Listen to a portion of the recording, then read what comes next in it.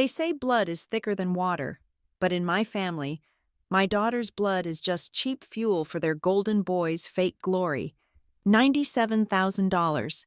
That was the price tag they put on a 12-year-old's soul, all for a frivolous orchid greenhouse to impress the neighbors. They didn't realize that violin wasn't just wood and strings, it was the key to a living will. By selling it, they signed their own eviction notice. My name is Hazel Ravenswood, and if you looked at my bank account, you would think I was failing at life. But if you looked at my daughter, you would know I was succeeding at the only thing that actually mattered. I was 34 years old, driving a sedan that sounded like it had bronchitis, on my way to a house that treated me like a stain on the carpet. The steering wheel vibrated against my palms as we turned onto the winding driveway that led to my parents' estate. Beside me, 12-year-old Violet was humming a Paganini caprice, her fingers dancing in the air, ghosting the movements over an invisible fingerboard. She did not see the chipped paint on my dashboard or the check engine light that I had covered with a piece of black electrical tape. She only saw the destination. To her, my parents' house was not a monument to narcissism. It was the home of her beloved Guarneri copy, the antique violin my grandmother, Beatrice, had entrusted to her before moving into the nursing facility. "Do you think the humidity is okay in the music room, Mom?" Violet asked, her eyes bright. "Great-grandma said the wood breathes. If it is too dry, the sound gets brittle." "I am sure it is fine, sweetie," I said, forcing a smile. "Grandma and Grandpa know how important it is." That was a lie. My parents, the illustrious Mr. and Mrs. Sterling, did not know the value of anything unless it could be appraised, insured, and bragged about at a cocktail party. They tolerated the violin because it was an antique, an object of status, not because they understood the soul trapped within its spruce and maple body. I worked as an archivist at Luminary Archives, a job that involved handling fragile, forgotten histories with white cotton gloves. I spent my days preserving the past for $3,000 a month. While my parents spent that much on wine in a single weekend, the contrast was always sharper when I pulled up to their driveway.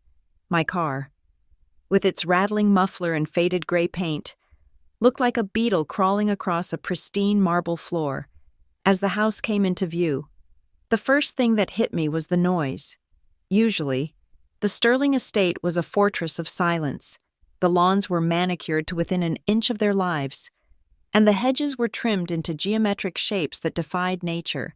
But today, the air was thick with the aggressive roar of heavy machinery. The grinding of metal on stone and the beep of reversing trucks shattered the peace. "What is that?" Violet asked, her air-bowing hand freezing mid-stroke. I frowned, slowing the car as we approached the main garage. "I do not know." We stepped out of the car, and the smell hit us instantly. It was not the scent of old money, which usually smelled like lavender and judgment. It was the sharp, chemical tang of fresh epoxy, sawdust, and raw earth. It smelled like destruction disguised as improvement. We walked around the side of the main house toward the backyard, and I stopped dead in my tracks. The manicured lawn, which my father used to obsess over with a ruler, had been ripped open. In the center of the chaos stood a skeleton of steel and glass. Rising like a cathedral, it was massive, imposing, and completely out of place. "An orangery," I whispered, recognizing the structure from one of my mother's Architectural Digest magazines. She had been talking about wanting a Victorian-style glasshouse for her orchids for years, a place to host high tea and pretend she was British royalty. Violet did not care about the glass monstrosity. She did not care about the piles of dirt or the men in hard hats shouting instructions. She gripped the strap of her backpack tight, her eyes darting toward the French doors that led to the music room. "I am going to get her," Violet said. She always referred to the violin as her, as if it were a person. "I want to tune her before practice." "Go ahead," I said, fishing my keys out of my purse. "I will go find Grandma and Grandpa." Violet took off running, her sneakers squeaking against the patio stones. I watched her go, a knot of unease tightening in my stomach. The construction was too big, Too sudden. My parents never did anything this disruptive without months of agonizing over how it would look to the neighbors. Something felt off. The air felt charged, heavy with a static that made the hair on my arms stand up. I walked toward the terrace, where a white linen umbrella shaded a round table. I could see the tops of 3 heads: my mother's perfectly coiffed blonde bob, my father's silvering hair, and the slick, gelled style of my younger brother. Julian. Of course Julian was here. Julian was 30 years old, a self-proclaimed entrepreneur who had never actually started a business that lasted longer than 6 months. He was the golden boy, the sun around which my parents' world revolved, while I was merely a distant, rocky planet. I was about to step onto the terrace when a sound stopped me. It was not a scream, it was not a cry, it was the sound of absolute, hollow silence. It came from the direction of the music room. My mother instincts, honed by 12 years of raising a sensitive child, flared like a siren. I spun around, abandoning the terrace, and ran toward the French doors Violet had disappeared through moments ago. "Violet!" I called out, pushing the doors open. The music room was usually the only warm place in the house. It was lined with dark wood, heavy drapes, and shelves of vinyl records. It was my grandmother Beatrice's sanctuary, the one room my mother had not dared to redecorate into a beige purgatory. But today, the room felt cold. Violet was standing in the center of the Persian rug. She was not moving. Her back was to me, her posture rigid, her shoulders drawn up high toward her ears. Her backpack had slipped from her shoulder and lay on the floor, ignored. "Honey." I stepped inside, the smell of furniture polish choking me. "What is wrong?" Violet did not answer. She was staring at the corner of the room, near the grand piano. That was where the display cabinet stood. It was a beautiful, temperature-controlled case made of cherry wood and glass, designed specifically to house the Guarneri copy. My grandmother had commissioned the cabinet herself. It was where the violin lived. I followed Violet's gaze. The glass door of the cabinet was wide open. Inside, the velvet lining was a deep, crushed crimson. It looked like the inside of a mouth, but there was no tongue. There were no teeth. There was nothing. The stand was empty. The bow was gone. The rosin was gone. The empty case lay there like an open casket with the body missing. It looked obscene. It looked like a violation. "Violet," I said, my voice trembling. My daughter turned to face me. Her face was drained of all color. She looked like a porcelain doll that had been left out in the rain. She was not crying. Her eyes were wide, the pupils dilated so large that her irises were just thin rings of brown. Her mouth was slightly open, and she was taking short, shallow breaths, as if the air in the room had suddenly turned to water. Her hands were shaking at her sides, the fingers twitching in a phantom rhythm, reaching for a neck and a bow that were not there. It was shock, pure, unadulterated shock. "Where is she?" Violet whispered. Her voice was so small it barely carried across the room. "Mom, where is she?" I rushed to her, dropping to my knees and grabbing her freezing hands. "I do not know, baby. I do not know. Maybe they moved it. Maybe because of the construction outside. The vibrations. Maybe they moved it to the safe." I was babbling, trying to patch a hole in her world with logic that I knew, deep down to my bones, was flawed. My parents did not move things for safety. They moved things for convenience. Violet shook her head, a jerky, mechanical motion. "No, Grandma Beatrice said she never leaves this room. The humidity, the temperature, she never leaves." I squeezed her hands, trying to transfer some warmth, some stability into her shaking frame. "Stay here," I said, my voice hardening. "Do not move. I will be right back." I stood up. The fear in my chest was rapidly curdling into something hotter, something sharper. Anger. I marched out of the music room, my heels clicking aggressively on the hardwood floor. I stormed through the hallway, past the portraits of my ancestors who looked down on me with disdain, and out onto the terrace. The scene that greeted me was a tableau of leisurely wealth. My mother, wearing a white cashmere shawl that probably cost more than my car. was holding a crystal flute of champagne. My father was leaning back in his chair, smoking a cigar, looking at the construction site with the satisfaction of a general surveying a conquered battlefield. And Julian, my useless, spoiled brother, was leaning on the stone railing, gesturing grandly with a glass in his hand. "And we will have the string quartet right there, by the orchids," Julian was saying. "Clara wants wisteria hanging from the ceiling. It needs to look like a fairy tale. Mom, like royalty." "It will be perfect, darling," my mother cooed. "The event of the season. Everyone will be talking about it." "Hello, Hazel," my father said without looking at me. He tapped the ash from his cigar. "You are late. We expected you before lunch." I did not return the greeting. I walked right up to the table, my shadow falling across their cheese platter. "Where is the violin?" I asked. My voice was low, shaking with the effort to keep it steady. My mother blinked, looking up at me as if I were a waitress who had brought the wrong order. "Excuse me." "The violin," I repeated, louder this time. "Violet's violin. The Guarneri copy. It is not in the case. Where is it?" Julian chuckled, taking a sip of his champagne. "God. Hello to you too. Hazel, nice outfit. Is that?" "Polyester." I ignored him. I fixed my eyes on my mother. "Mom, where is the instrument?" My mother sighed, a long, suffering sound that suggested I was ruining her beautiful afternoon. She set her glass down on the table with a delicate clink. "Oh, that?" she said, waving her hand dismissively, as if swatting away a fly. "We were doing some cleaning. You know how cluttered the music room gets. With the new orangery being built, we needed to clear out some of the old junk to make space for the reception area." Junk. The word tasted like bile in my throat. "That violin is not junk. It belongs to Violet. Grandma gave it to her." "Grandma is not here. Is she?" Julian piped up, turning around to lean his back against the railing.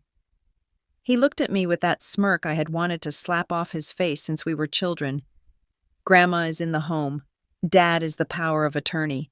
He decides what is junk and what is not." My stomach dropped. I looked at my father. He was studying the glowing ember of his cigar, refusing to meet my eyes. "Dad," I said, "please tell me you put it in storage. Please tell me it is safe." My father finally looked at me. His eyes were cold, hard flint.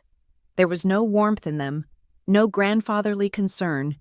There was only the calculation of a man who saw everything in the world as a line item on a ledger.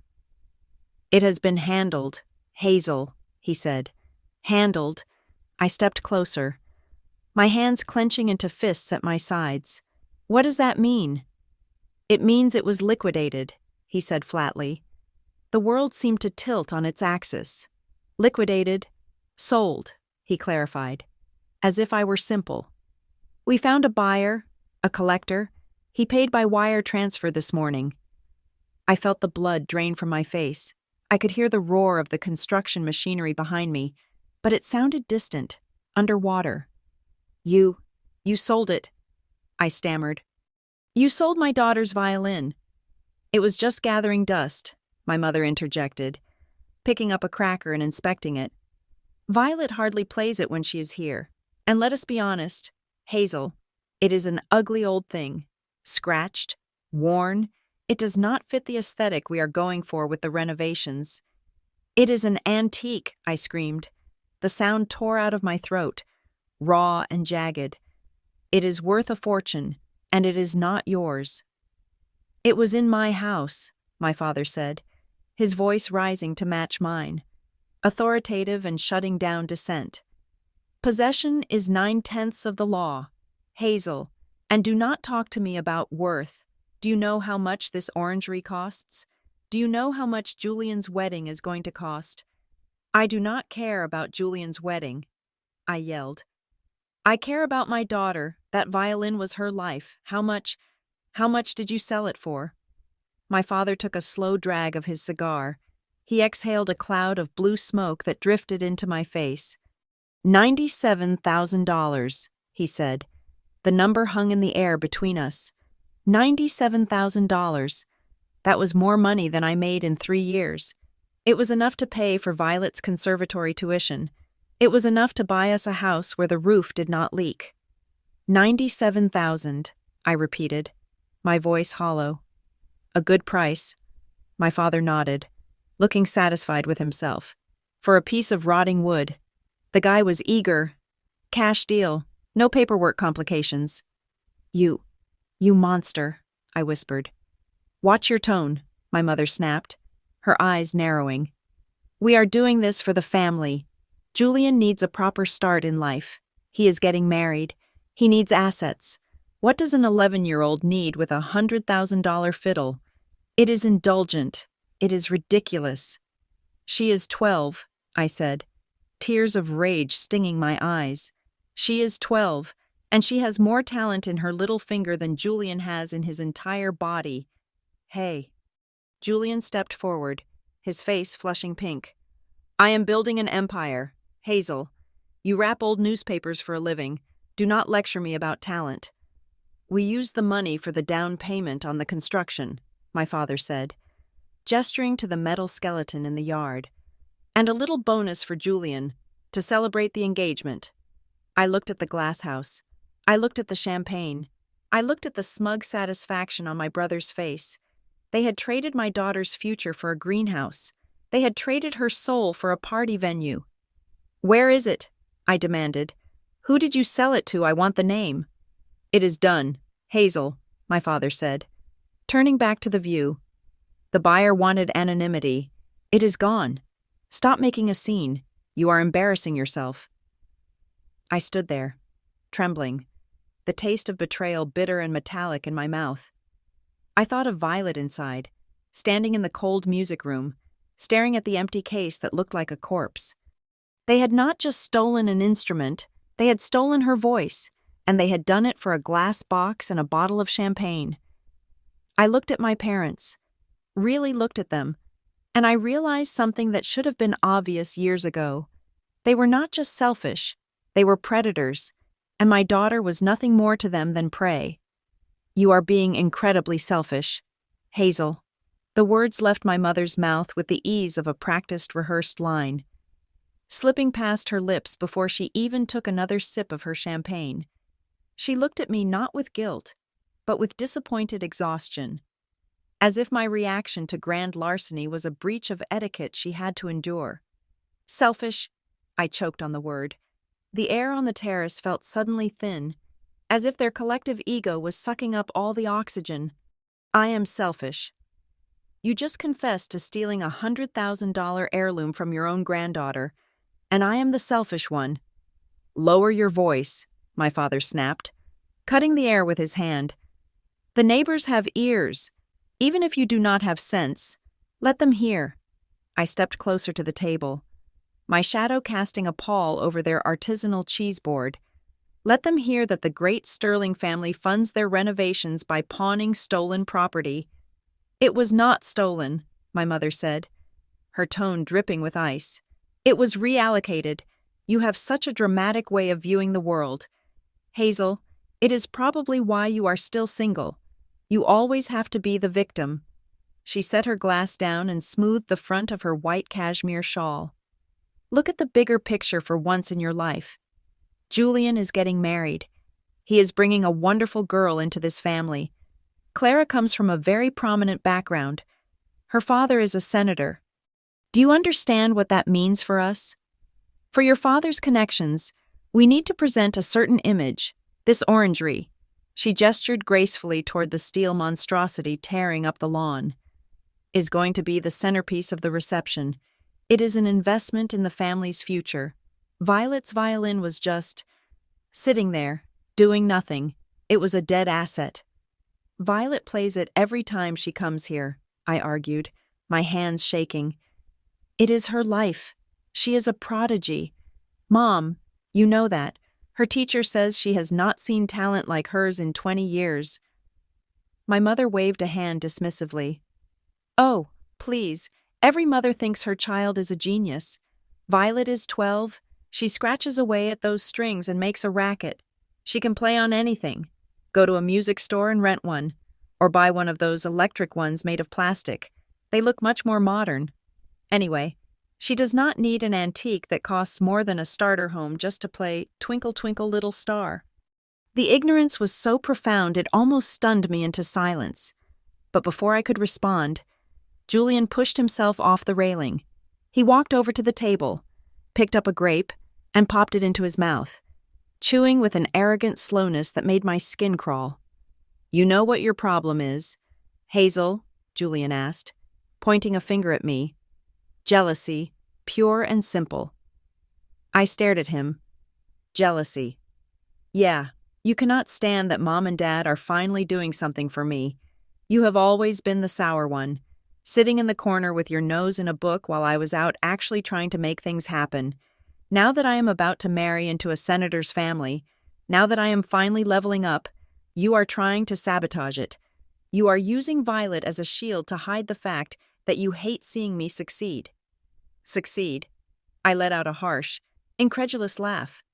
"You are 30 years old. Julian, you live in the pool house. You have never held a job for longer than 6 months. Selling my daughter's property isn't success.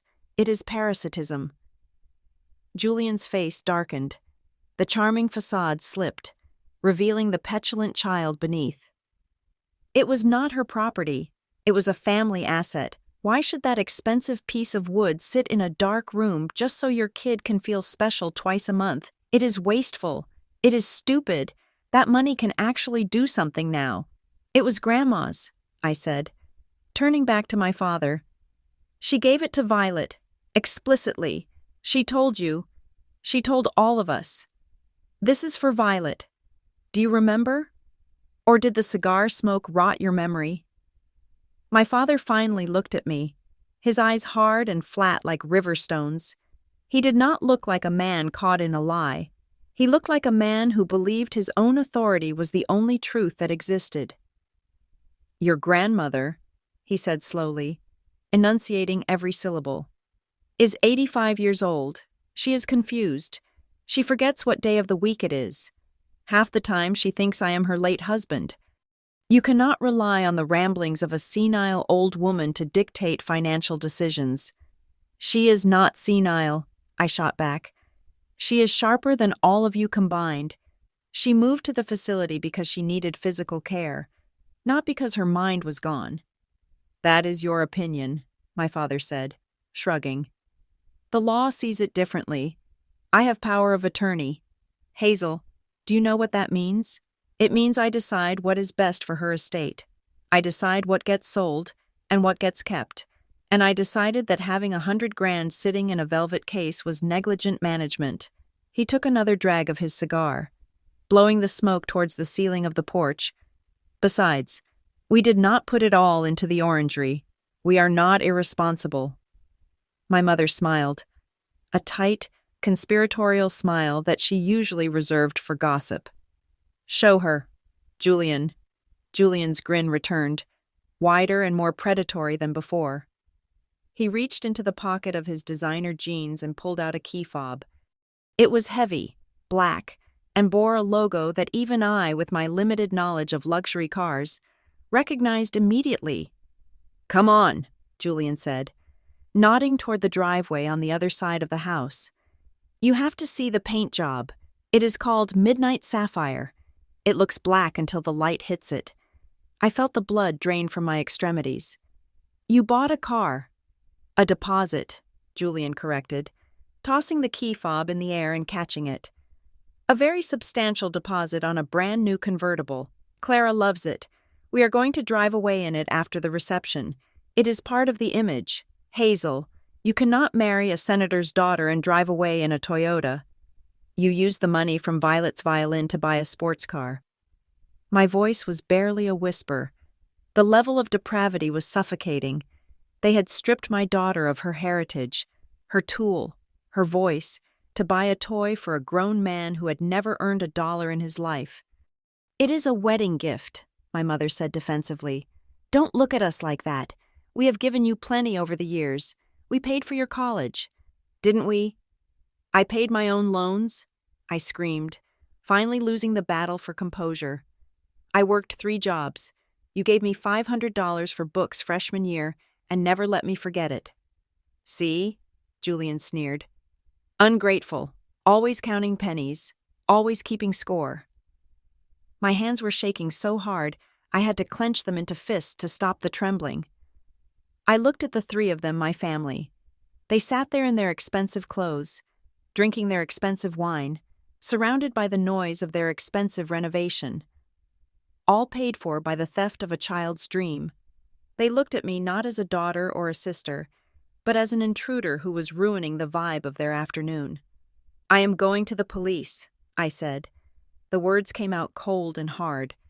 The silence that followed lasted only a second before my father let out a short, barking laugh. It was a sound of genuine amusement. The police, he repeated, looking at my mother. She is going to the police, Martha. My mother shook her head, picking up a piece of brie. Oh, Hazel, do not be ridiculous. I am serious, I said, though my stomach was churning with nausea. This is grand larceny. You took something that did not belong to you and sold it. That is a crime. My father leaned forward, his elbows resting on the table. The amusement vanished from his face, replaced by a menacing seriousness. Listen to me very carefully. Hazel, he said, you will not do a damn thing. And do you know why? Because nobody will believe you. Who are you? You are a nobody archivist living in a rent-controlled apartment. And who am I? I am Thomas Sterling. I am a pillar of this community. I own this house. I own everything in it. The police are not going to arrest a man for selling a piece of his own furniture. It was not your furniture, I hissed. Prove it, he challenged. Do you have a receipt? Do you have a deed of title for the violin? No. You have the word of an old woman in a nursing home against the word of her legal guardian. If you call the cops, they will laugh you off the property. And if you try to make a scene, if you try to embarrass us in front of the neighbors or Clara's family, I will make sure you regret it. I will cut you off completely. No more access to the house. No more seeing your mother. You will be dead to us. I think I already am, I said. The realization hit me with the force of a physical blow. They did not love me. They did not love Violet. We were accessories to their life. Props to be used when convenient and discarded when expensive. Fine, I said. I stepped back, away from the table, away from the smell of their expensive cheese and their rotting souls. Keep the money, keep the car, build your glass house. That is better, my mother said, relaxing instantly. Now, why don't you go get Violet if you hurry? You can help the caterers set up the sample tables for the tasting menu. They are arriving at 4, and I really need someone to make sure the napkins are folded correctly. I stared at her. The audacity was breathtaking. She had just robbed my daughter, and now she wanted me to fold napkins for the party that the robbery was funding. I am leaving, I said, and I am never coming back. Suit yourself, Julian called out as I turned around. More champagne for us. I walked back into the house, my legs feeling like lead. I moved through the hallway like a ghost, the familiar surroundings now looking alien and hostile. I reached the music room and found Violet exactly where I had left her. She was sitting on the piano bench now, her hands folded in her lap, staring at the empty corner. She looked so small, so incredibly breakable. Violet, I said softly. She looked up. Her eyes were red-rimmed, but dry. She had learned, perhaps instinctively, that crying in this house was a sign of weakness that would be exploited. Did you find it? She asked. The hope in her voice broke my heart into 1,000 jagged pieces. No, baby, I said, walking over and pulling her into my arms. I hugged her tight, burying my face in her hair so she wouldn't see the tears I could no longer hold back. We have to go. We are going home. She didn't ask any more questions. She didn't throw a tantrum. She just nodded against my chest.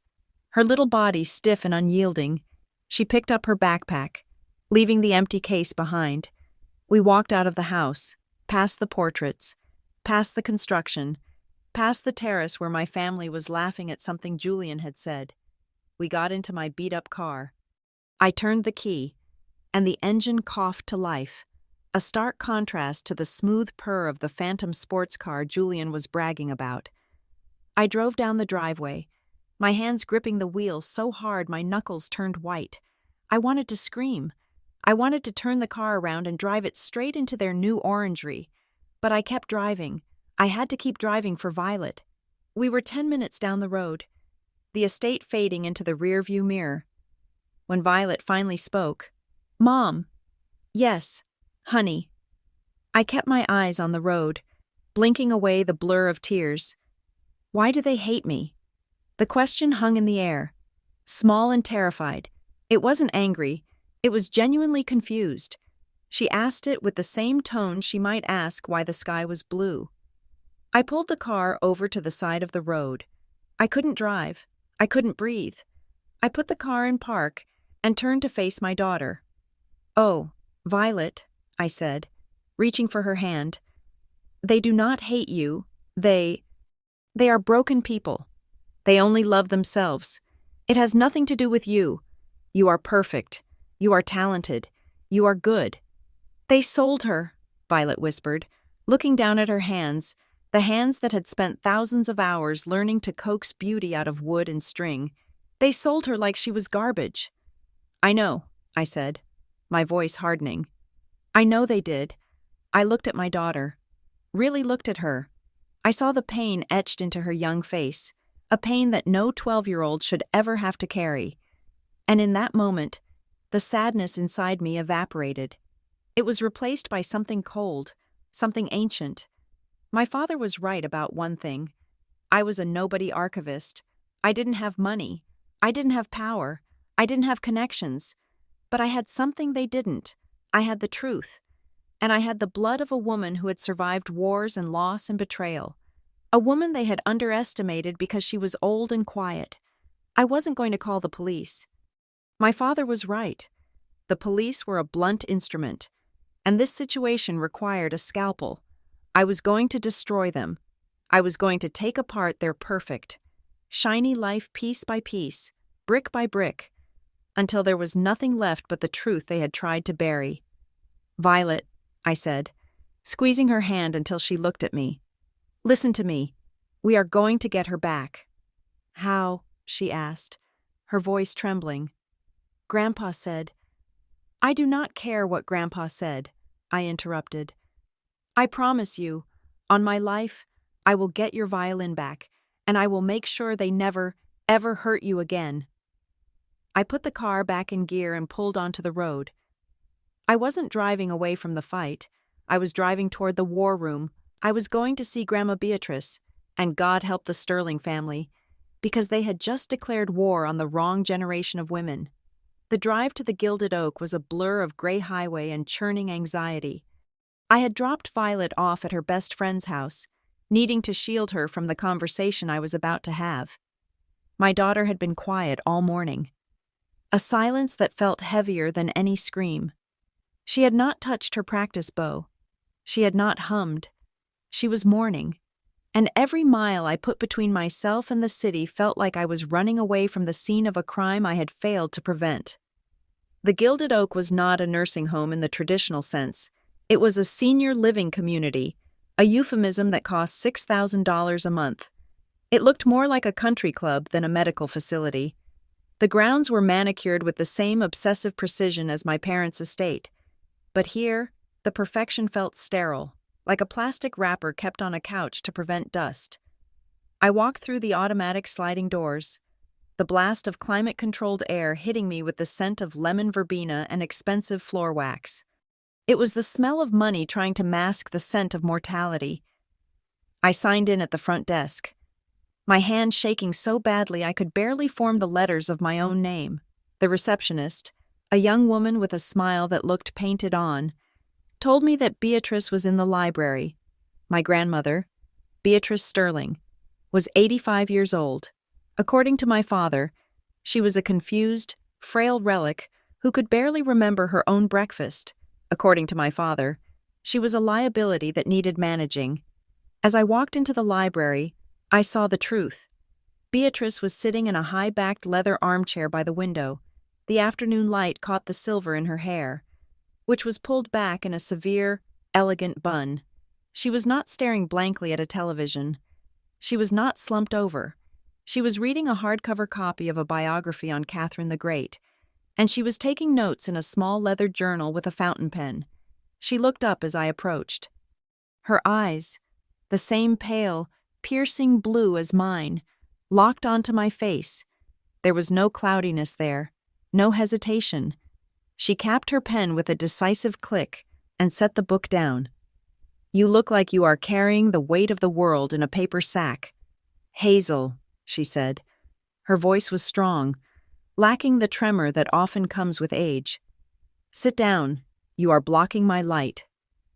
I sat in the chair opposite her. The leather creaked, a sound that seemed too loud in the hushed room. I looked at her, at the woman who had taught me how to read music before I could read words, the woman who had been the only source of unconditional love in a family that traded affection like stocks.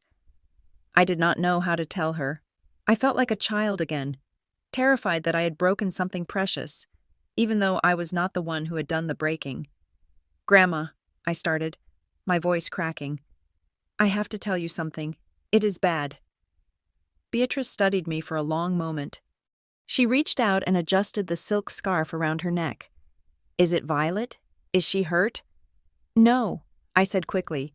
"Violet is physically fine, but it is about the violin." I watched her face closely, waiting for the confusion my father insisted was there. I waited for her to ask which violin or to drift off into a memory from 1950, but she did not. Her gaze sharpened. She leaned forward slightly, her posture rigid. "What have they done?" she asked. "Not what happened. What have they done?" She knew. She knew the players in this game better than anyone. I took a deep breath, fighting the urge to vomit. "We went to the house today. Violet wanted to practice. The case was empty. Dad sold it." I squeezed my eyes shut, unable to watch her heart break. I expected a gasp. I expected tears. I expected the fragile devastation of an old woman losing her last connection to her art. "Ah," Beatrice said. The sound was not a sob. It was a sigh of resignation, perhaps even satisfaction. I opened my eyes. Beatrice was not crying. She was not trembling. She was reaching for the teapot on the table beside her and pouring a cup of peppermint tea. Her hand was steady. "Grandma," I whispered. "Did you hear me? They sold it. They sold the Guarneri copy. For $97,000. Beatrice took a sip of her tea. She set the cup down and looked at me with a calm that was almost terrifying. "I heard you, Hazel, and I imagine Thomas is quite pleased with himself. 97,000 is a respectable sum for a copy, though he likely undervalued it by at least 20% because he was in a rush. He never did have the patience for a proper appraisal." I stared at her, my mouth hanging open. "How can you be so calm? That violin was everything. You gave it to Violet. It was her future. They stole it." "Yes," Beatrice said, smoothing the page of her book. "They did. They stole it. Just as they stole the silver tea set 3 years ago, though they told me it was lost during the move. Just as they siphoned money from the household account to pay for Julian's gambling debts. You knew. I am old, Hazel, not blind," she said, "and I certainly am not the senile invalid your father tells his friends I am. It is simply easier to let them believe I am losing my grip. When people think you are not watching, they show you exactly who they are." She looked out the window, her expression softening for a fraction of a second. "I knew they would come for the violin eventually. It was the only liquid asset left in the house that they could access without my signature. I just hoped they would wait until I was dead." "Dad said he has power of attorney," I said, the anger rising in my chest again. "He said he can sell whatever he wants because it is a family asset and you are not competent." Beatrice let out a short, dry laugh.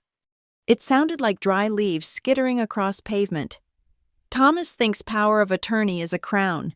It is not. It is a leash, and he has just choked himself with it. She turned back to me, her eyes gleaming with a fierce intelligence. Hazel, listen to me closely. That violin is not a family asset. It never was. But it was in the house, I said. Possession is 9/10 of the law. That is what he said. Thomas is a fool who gets his legal advice from television dramas, Beatrice scoffed. Do you remember when Violet turned 10, I took you both to that luthier in the city, the one with the shop that smelled like cedar and varnish? I remember, I said. You said you were getting it tuned. I was getting it documented, she corrected. That instrument is not just a 19th century copy. Inside the body, near the bass bar, there is a maker's stamp, a very specific mark from the Vuillaume workshop. It is verified. It is catalogued. She leaned in closer, her voice dropping to a conspiratorial whisper. And more importantly, Hazel, I transferred the ownership of that instrument into a specialized trust 2 years ago. The Violet Ravenswood Musical Trust. I am the trustee. Violet is the beneficiary. Your parents are not named anywhere on the paperwork. The violin does not belong to the Sterling estate. It is private property, fully insured, and legally distinct from the house and everything in it. My heart began to hammer against my ribs. So, legally, they sold something they did not own. Precisely, Beatrice said. They did not just sell a piece of furniture. They committed theft. They committed fraud.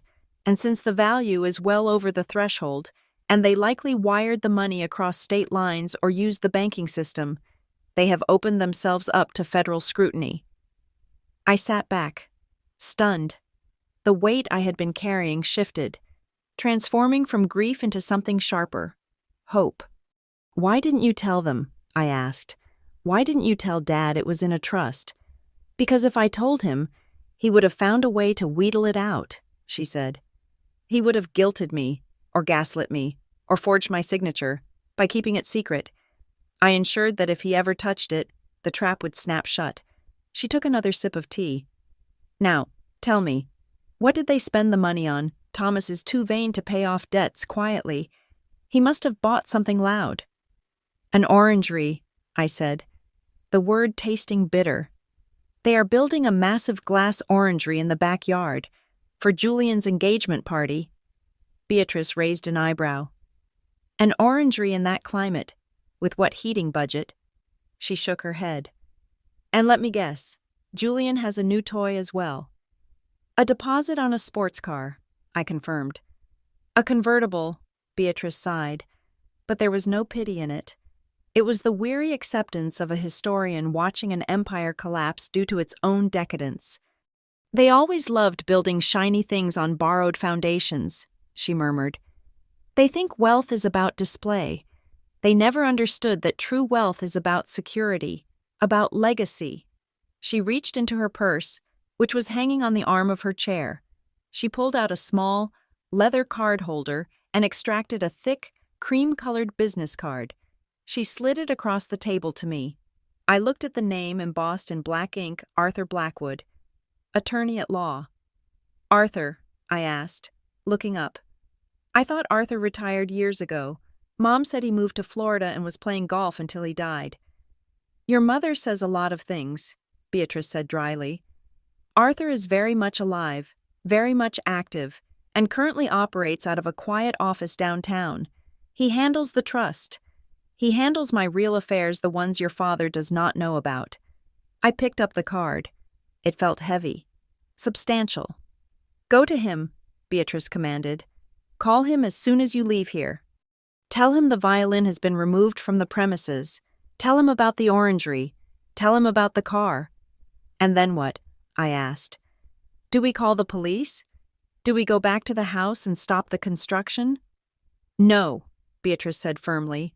Her eyes were hard now, the eyes of a woman who had survived decades of navigating a difficult family.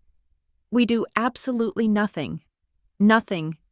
Hazel, if you interrupt them now, they might be able to refund the money. They might be able to claw their way back, make excuses, say it was a misunderstanding. We need the transaction to be irreversible. We need the money to be spent, We need that concrete to be poured." She leaned back, her fingers interlaced on her lap. "Let them build their glass house. Let Julian drive his car. Let them invite all their friends and the senator's family to their grand party. Let them feel safe. Let them feel triumphant." "That sounds cruel," I said, though a part of me, the part that had watched Violet cry in the car, wanted it to be cruel. "It is not cruel," Beatrice said. "It is educational. They have spent their entire lives shielded from consequences. I have shielded them. Your grandfather shielded them. We always cleaned up their messes because we thought we were helping. But we were not helping. We were enabling. We created monsters who think they can devour their own children to feed their vanity." She reached across the table and covered my hand with hers. Her skin was paper thin, but her grip was iron. "You wanted to protect Violet. Hazel, this is how you do it. You do not just get the violin back. You remove the threat. You cut the rot out of the tree so the branch can survive." "Arthur will know what to do," I asked. "Arthur has been waiting for this call for 5 years," she said. "He detests your father. It will be the highlight of his career." I looked at the business card again. Arthur Blackwood. It looked like a weapon. "Okay," I said. "I will call him." "Good." Beatrice picked up her pen again. "Now, go home. Hug Violet. Tell her Grandma is working on it. Tell her to practice her fingerings on the tabletop. It builds dexterity." She opened her book, dismissing me as effectively as an empress dismissing a courtier. But as I stood up, she spoke one last time, her voice softer. "Hazel?" "Yes, Grandma." "Do not feel guilty," she said, without looking up from her notes on Catherine the Great. "You are not the one destroying the family. You are just the one finally turning on the lights. If the room is dirty, that is not the fault of the switch." I walked out of the Gilded Oak, feeling different than when I had entered. The dread was gone. The fear was gone. In their place was a cold, quiet resolve. My parents were building an orangery. They were preparing for a party. They were celebrating their theft. They had no idea that while they were laying the foundation for their glass house, my grandmother had just handed me a sledgehammer, and I was going to wait until the very last moment, until the glass was polished and the guests were watching. Before I swung it, Arthur Blackwood's office was the architectural opposite of the Gilded Oak. It was tucked away in a pre-war building downtown that smelled of stale coffee and old legal binding glue. There was no marble, no recessed lighting, and definitely no orchids. It was a space designed for war, not for show. Arthur himself looked like a man carved out of oak. He was sitting behind a desk piled high with manila folders, his silver eyebrows drawn together as he examined the trust documents Beatrice had authorized him to unseal. "So," Arthur said, looking up at me over his spectacles, "Thomas finally did it. I owe your grandmother a bottle of scotch. I bet her 10 years ago he would try to liquidate the silver first." "He did liquidate the silver," I said, sitting on the edge of the stiff wooden chair. 3 years ago, he told Grandma it got lost by the movers." Arthur snorted. "Of course he did. Thomas Sterling never met a lie he didn't like." He opened a thick folder, the paper crackling in the quiet room. "Here is the situation. Hazel, your parents are living in a fantasy world, and I am not just talking about their social delusions.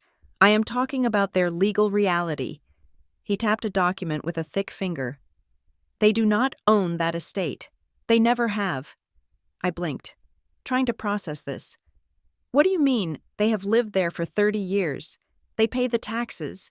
"Well, I assume they pay the taxes." "They pay the upkeep," Arthur corrected. "But the deed. The deed belongs to the Beatrice Sterling Revocable Trust. When your grandfather passed, he knew Thomas was bad with money. He knew your father viewed assets as personal piggy banks. So, he set up a life estate." Arthur leaned back, steepling his fingers. "Do you know what a life estate is?" "Not really," I admitted. "It means your parents have the right to live in the house until they die." Arthur explained. "They have the right of enjoyment, but they do not hold the title, And more importantly, the life estate agreement has a very specific clause regarding waste in legal terms. Waste means damaging the property or devaluing the inheritance of the remainder man. That is you. By the way, you are the remainder man. He flipped to another page. And there is a rider here, specifically added by Beatrice 5 years ago, called the Heritage Preservation Clause. It lists specific items contained within the home that remain the sole property of the trust. Not the tenants. The Guarneri copy is at the top of that list. Arthur looked at me, his eyes gleaming with a shark-like intensity. By selling that violin, your father did not just sell your property. He violated the terms of his life estate. He committed an act of waste and theft against the trust. This gives us the leverage to not just sue him for the value of the violin, but to evict him, we can terminate his life interest in the property. My mouth went dry. Evict them, you mean kick them out? I mean remove them from the premises and change the locks, Arthur said calmly. But to do that, and to get the violin back before it disappears into a private collection in Tokyo or Dubai, I need proof, concrete proof. Beatrice said I shouldn't interrupt the sale, I said. Correct, Arthur said. We do not want to stop it. We want to document it. I need to know who bought it. I need a name, a receipt, a transfer confirmation. If we have the buyer's name, I can file an emergency injunction to seize the instrument. Without it, we are just yelling at clouds. He handed me a small, encrypted USB drive. Beatrice tells me you still have a key to the house. I do, I said, closing my hand around the drive. Then I suggest you use it, Arthur said. Find me that name, Hazel, and find it fast. I left his office with a mission that made my blood run cold and hot at the same time. I was no longer just a grieving mother. I was a mole. I knew exactly when to strike. My mother had been talking non-stop about Julian's final fitting for his bespoke suit, and she insisted the whole family be there to fawn over him. They would be at the tailor's in the city from 2 o'clock until at least 5. That gave me a 3-hour window. I parked my car 2 streets away from the estate, just in case neighbors were watching. I walked through the wooded path that bordered the property, the same path I used to sneak out of when I was a teenager. The construction crew was gone for the day, leaving the skeleton of the orangery standing silent and accusatory in the backyard. My hand trembled as I slid my key into the back door. For a second, I thought they might have changed the locks, but the tumbler clicked and the door swung open. The house was silent, but it was a heavy silence. It felt like the house was holding its breath. I slipped off my shoes so my footsteps wouldn't echo on the hardwood. I felt like an intruder in my own childhood. I went straight to my father's study on the 2nd floor. The room smelled of expensive cigars and leather. A masculine scent that used to make me feel safe, but now just made me nauseous. My father was old school. He didn't trust the cloud. He trusted paper, and he trusted his heavy oak desk. I moved around the desk, my heart hammering against my ribs like a trapped bird. I tried the drawers, locked. Of course, I looked around the room. My father was predictable. He was arrogant, and arrogant people rarely thought they needed to hide things well. I checked the bookshelf behind the desk. I checked inside the hollow base of his trophy from a golf tournament he had bought his way into. Nothing. Then I remembered the false bottom in the humidor. He used to hide cash there when I was a kid, so he could slip it to me without Mom knowing, not out of kindness. I realized later, but to buy my silence when he came home late. I opened the humidor. The smell of tobacco was overpowering. I lifted the cedar lining. There was a small silver key. I let out a breath I didn't know I was holding. I used the key to unlock the bottom drawer of the desk. Inside, there was no order. It was a chaos of papers, bank statements, and racing forms. I started sifting through them, snapping photos with my phone as I went. What I found made my stomach turn. It wasn't just the violin. The finances of the Sterling family were a house of cards built on a swamp. There were 3 mortgages on the house mortgages that I was pretty sure were illegal given the life estate status. There were maxed-out credit cards in my mother's name, and then I found the file labeled Julian. I opened it. expecting to see business plans or perhaps legal fees for his failed startups. Instead, I saw debt collection notices, gambling debts, massive ones, $30,000 to a casino in Atlantic City, $50,000 to an online sports betting site based in Malta, and a terrifying handwritten note on a napkin that simply said, "You have until the 1st of the month, or else." My brother wasn't an entrepreneur. He was a degenerate gambler. I kept digging. I found an email printout between my father and Julian. "Dad, I need the cash. Clara's dad is going to run a background check if we do not look flush. Once the wedding happens, I can use the dowry to pay off the big guys. Just get me through the wedding." I covered my mouth to stop a gasp. The wedding wasn't a celebration, it was a heist. They were hunting Clara, a sweet girl from a wealthy political family, to pay off Julian's bookies. They were using my daughter's violin to bait the trap. "You sick bastards," I whispered. I dug deeper, looking for the violin sale. It had to be here. And then, stuck between two racing forms, I found it. A yellow carbon copy of a bill of sale. Item antique violin. Guarneri copy with bow and case. Sold to Vance Antiquities. Price $120,000. I froze. My father had told the family he sold it for $97,000. I did the math in my head. 120,000 minus 97,000. $23,000. My father had skimmed $23,000 off the top. He had stolen from his own theft. He had lied to my mother and Julian, keeping a cut for himself while they scrambled to pay for their vanity projects. The buyer's name was Vance. I knew that name. Or rather, Arthur would know it. Vance wasn't a collector. He was a fence. He was a high-end dealer who specialized in moving items that had complicated ownership histories. He operated out of the back of a gallery in the city. I pulled out my phone and took a clear, high-resolution photo of the receipt. Then I took photos of Julian's gambling debts. I took photos of the emails. I took photos of everything. I had it. I had the nail in the coffin. I was just sliding the papers back into the drawer when I heard it. The front door downstairs opened. "Hello?" A female voice, soft, hesitant. It wasn't my mother. It wasn't the housekeeper. I froze, my heart stopping in my chest. I glanced at the clock on the wall. It was only 3:30. They shouldn't be back yet. Footsteps echoed on the marble foyer. "Julian Mr. Sterling." It was Clara, Julian's fiancée. Panic surged through me. If she found me here, rifling through my father's desk, she would call Julian. He would spin it. He would say I was stealing. He would say I was crazy. I would lose the element of surprise. "I just wanted to drop off the color swatches," Clara called out, her footsteps moving toward the stairs. I looked around frantically. There was no way out of the office except the door she was approaching. I shoved the drawer shut and locked it. I dropped the key back into the humidor. "Hello?" Clara was on the landing now. I scanned the room, the heavy velvet drapes. I dove behind them just as the door handle turned. I pressed myself against the cold glass of the window, praying my silhouette wasn't visible from the outside. The heavy fabric smelled of dust and old cigar smoke. The door opened. I held my breath. Clara walked in. I could hear the rustle of her dress. She walked to the desk. "Julian," she whispered. She sounded sad, or maybe just tired. I peeked through a tiny gap in the curtains. Clara was standing by the desk, holding a book of fabric samples. She looked around the room, her eyes landing on the humidor, then the golf trophy.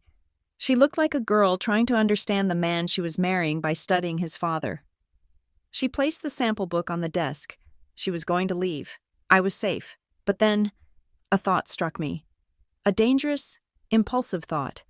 Clara was a victim here too. She was the whale they were trying to harpoon. She was innocent, and if I let her walk out of here, she was going to marry a man who viewed her as a debt relief program. I couldn't tell her. Not yet. It would blow the plan. But I could warn her. Clara turned to look at the bookshelf, moving with the silence of a desperate animal. I reached out from behind the curtain with one hand. On the corner of the desk, near where she had placed the swatches, lay one of the papers I hadn't had time to put back perfectly. It was a generic-looking envelope, but inside was one of the casino notices. I couldn't hand it to her, but I could make sure it didn't look like just another piece of mail. I waited until she turned her back to look at a painting on the wall. I stepped out, just a foot, and slid the red final notice envelope on top of her fabric book. Then I slipped back behind the curtain. Clara turned back around. She reached for her book. She paused. I watched her hand hover. She saw the red stamp. She frowned. She picked up the envelope. She didn't open it. She was too polite for that, but she read the return address, Atlantic City Receivables, and she saw the name in the clear plastic window, Julian Sterling. Her breath hitched. She stood there for a long moment, staring at the envelope. Then, she slowly set it back down on the desk, not on her book, but right in the center of the blotter. She grabbed her fabric book and backed out of the room. "Goodbye, Julian," she whispered to the empty air. She didn't sound like a happy bride anymore. She sounded like someone who had just felt a cold draft in a warm room. I waited until I heard the front door close and her car drive away. I collapsed against the window, my knees shaking. I had the evidence. I had the name, Vance, and I had planted a seed of doubt in the enemy's greatest asset. I climbed out the window onto the terrace roof, a trick I hadn't used since I was 17, and shimmied down the trellis. I hit the ground running. I had the ammunition. Now, it was time to load the gun. The phone felt heavy in my hand, like a loaded weapon with the safety off. It had been 3 days since I found the receipt in my father's desk. 3 days of walking around with a ball of cold, hard hatred in my stomach that was so dense I was surprised it didn't show up on an X-ray. I sat at my kitchen table, staring at the contact name Mom. In the past, calling her required a mental preparation of a different sort, a bracing for criticism, for the inevitable comments about my hair, my job, or my lack of a husband. But today, the preparation was theatrical. I had to become someone else. I had to become the Hazel they knew, the beaten-down daughter, the one who always came crawling back because she had nowhere else to go. I took a deep breath, dialed the number, and put the phone to my ear. It rang 4 times. She was screening. She always screened. She wanted to make sure I wanted to talk to her badly enough to wait. "Hello." Her voice was crisp, impatient.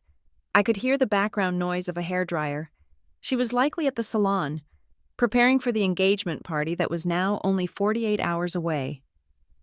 "Hi, Mom," I said, pitching my voice to sound small, hesitant. "Do you have a minute?"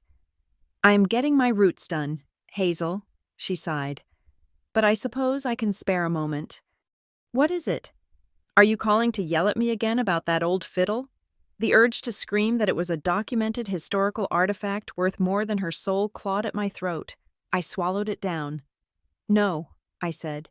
"No, I am not calling to yell. I wanted to apologize." The silence on the other end was profound.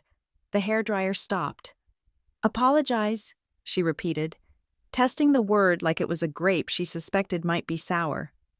"Yes," I lied, keeping my eyes fixed on a crack in my kitchen wall. "I overreacted the other day.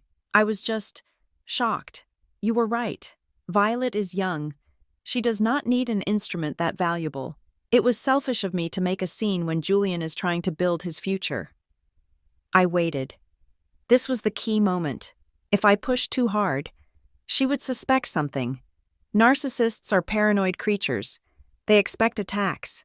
But they are also deeply gullible when it comes to flattery and submission, because they believe they deserve it.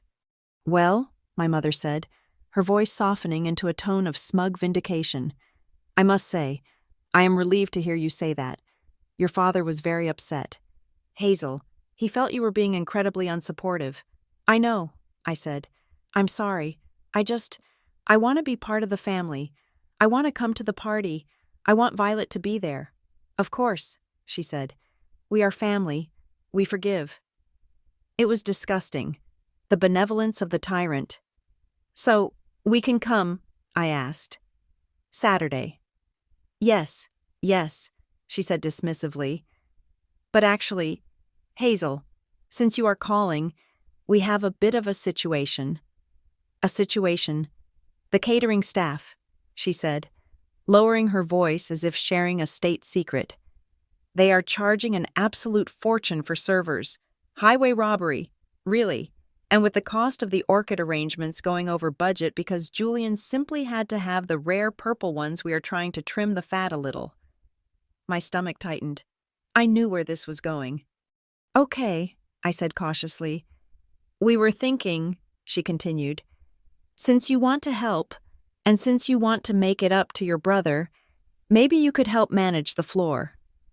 You know, pass the hors d'oeuvres during the cocktail hour, keep the champagne flutes filled. I closed my eyes. They didn't want me there as a guest. They wanted me as a servant.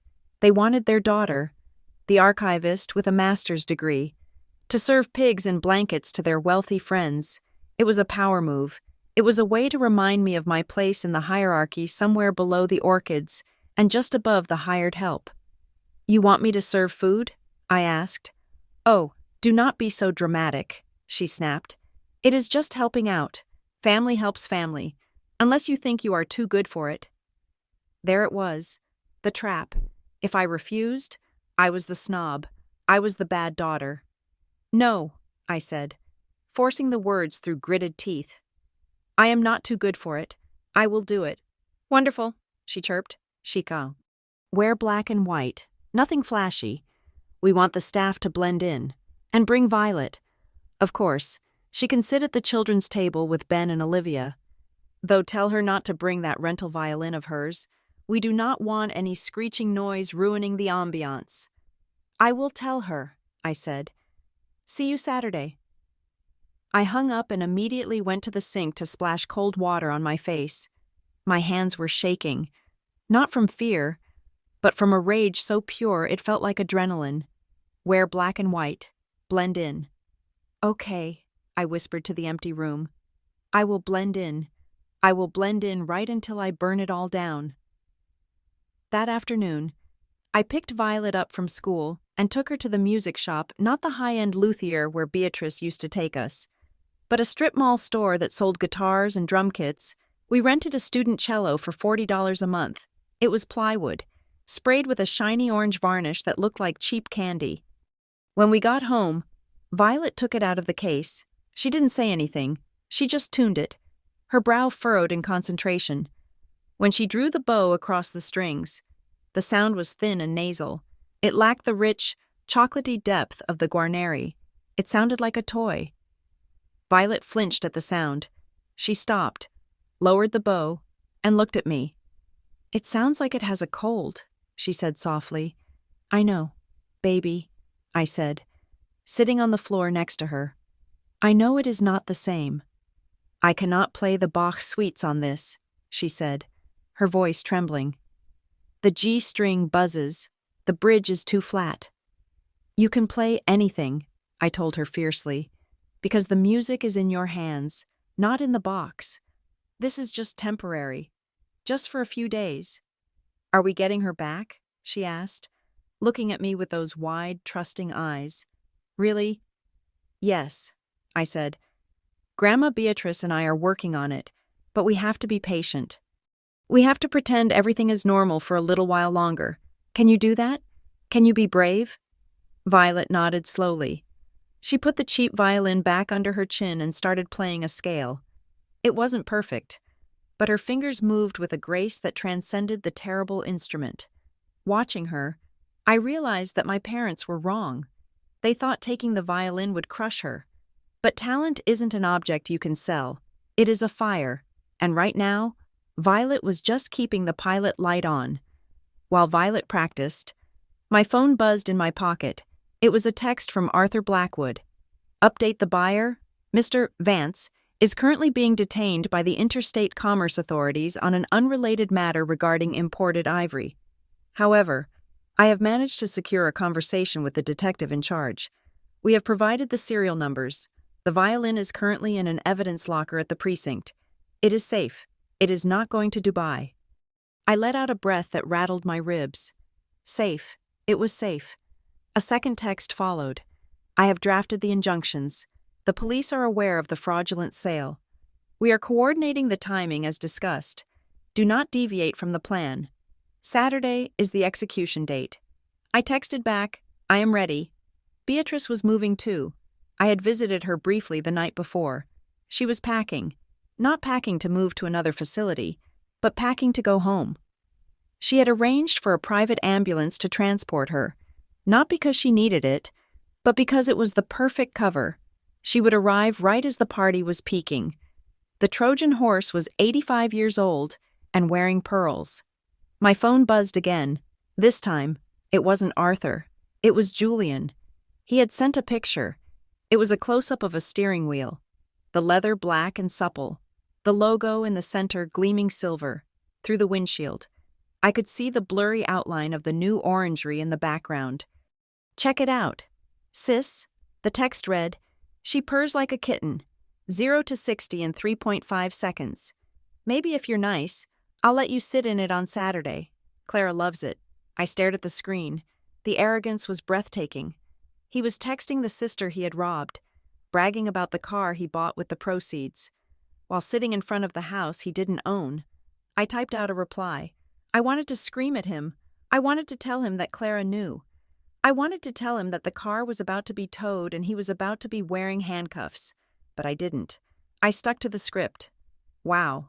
I typed. Looks expensive. Enjoy it. Julian? I will. He replied instantly. See you at the party. Try not to embarrass us. I put the phone down.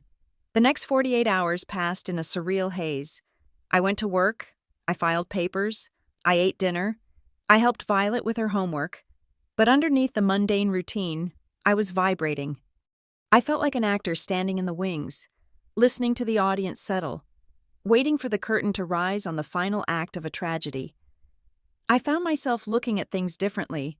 I looked at my small apartment, with its mismatched furniture and the leak in the bathroom ceiling, and for the first time in years, I didn't feel shame. I felt pride. Everything here was mine. I had paid for it. I hadn't stolen it. I hadn't manipulated anyone for it. My parents lived in a palace of lies. They slept on sheets paid for by credit card debt. They drank wine bought with stolen inheritance. They looked down on me from a tower that had no foundation. Friday night, the night before the party, I couldn't sleep. I sat by Violet's bed, watching her breathe. She was clutching a small plush dog, her fingers twitching in her sleep, as if she were playing a concerto in her dreams. I thought about the black and white outfit my mother had demanded. I went to my closet and pulled out a simple black skirt and a white button-down shirt. It was a server's uniform. It was the costume of the invisible. I held it up against myself in the mirror. You want me to serve, I whispered to my reflection. Fine, I will serve. I would serve them their favorite hors d'oeuvres. I would pour their champagne. I would smile and nod and fade into the background, and then, when they were full and drunk and basking in their own glory, I would serve them the truth, and it was going to be a dish best served absolutely, terrifyingly cold. Saturday morning dawned bright and hot, the kind of oppressive heat that makes the air shimmer. Orchid weather, my mother would call it. I dressed Violet in her best blue dress. I put on my black and white uniform. I pulled my hair back into a severe bun, just like a good servant should. Mom, Violet asked, as we walked to the car, why are you dressed like a waiter? Because today I am working, honey, I said, opening the door for her. But it is Uncle Julian's party, she said, confused. Aren't we guests? I looked at the house one last time before getting in the driver's seat. No, Violet, I said, starting the engine. We are not guests. We are the cleaning crew. We drove toward the estate. The sky was a brilliant, cloudless blue. It was a perfect day for a garden party. It was a perfect day for a wedding announcement, and it was a perfect day for an eviction.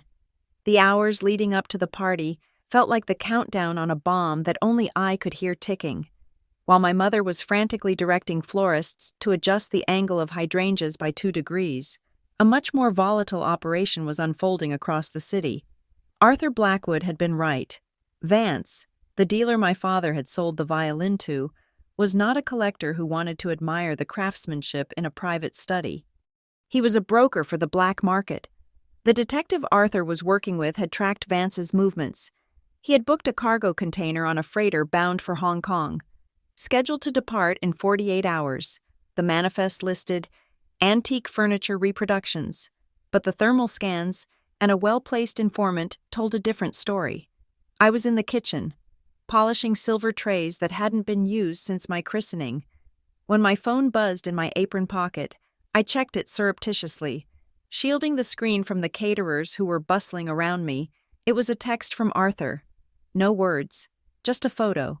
It was a grainy image, clearly taken in a fluorescent-lit evidence room, but there, lying on a metal table, was a familiar, battered leather case, and next to it, the open lid revealing the deep, honey-colored varnish of the Guarneri copy. My knees nearly gave out. I had to grip the countertop to steady myself. We have it. Arthur's follow-up text read, Vance is in custody. He is singing like a bird to avoid a federal smuggling charge. He has already confirmed the seller's identity. The warrant is signed. We are just waiting for the signal. I let out a breath that was half sob, half laugh. They had it. The physical proof was no longer in a shipping container. It was in police custody. My father wasn't just a thief in theory anymore.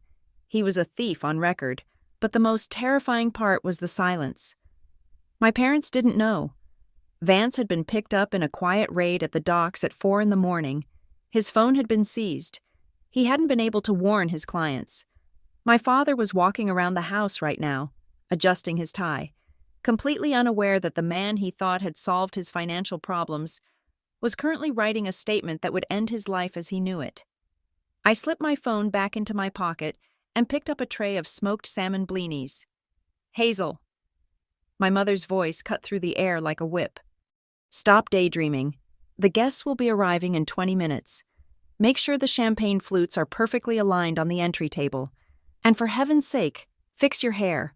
A wisp is loose. Yes, Mom, I said, smoothing my hair back as I walked toward the entryway. I saw Julian pacing in the hallway. He looked impeccable in his navy blue suit, the very picture of a young, successful heir, but up close. The cracks were visible. There was a sheen of sweat on his upper lip. He was checking his phone every 30 seconds, his thumb scrolling frantically. I knew why. The first of the month deadline from the loan sharks wasn't a suggestion, it was today.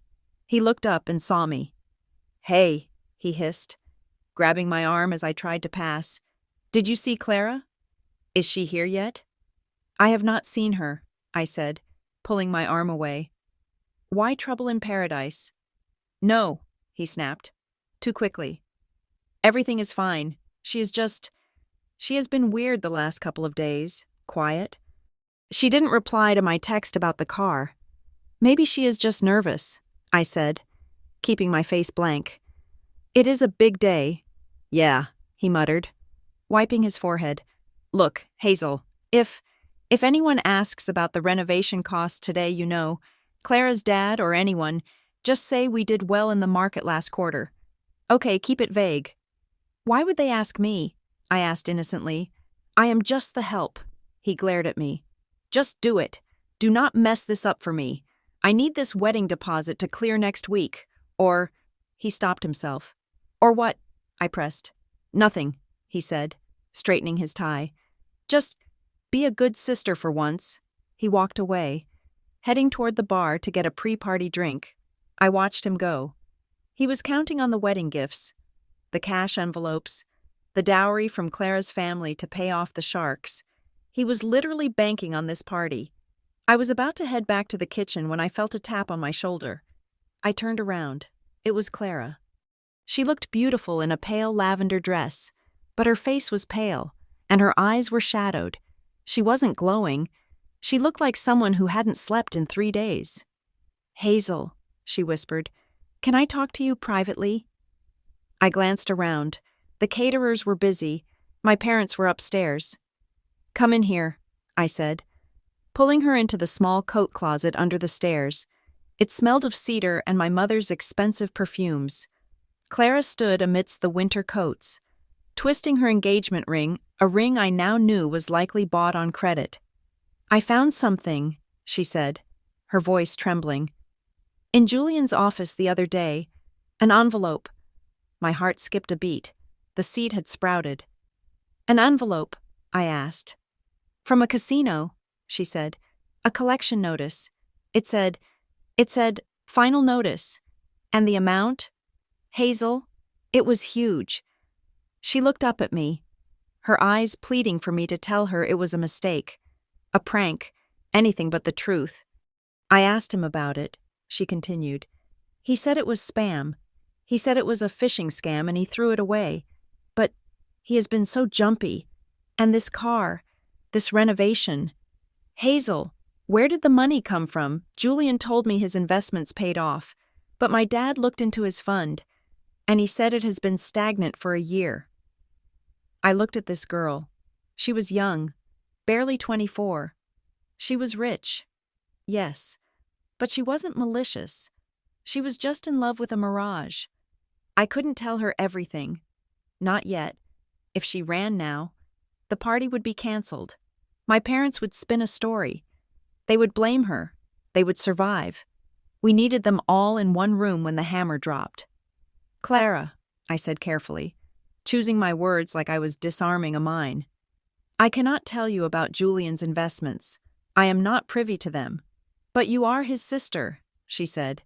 "You know him." "I do," I said. "And I know that my brother likes shiny things.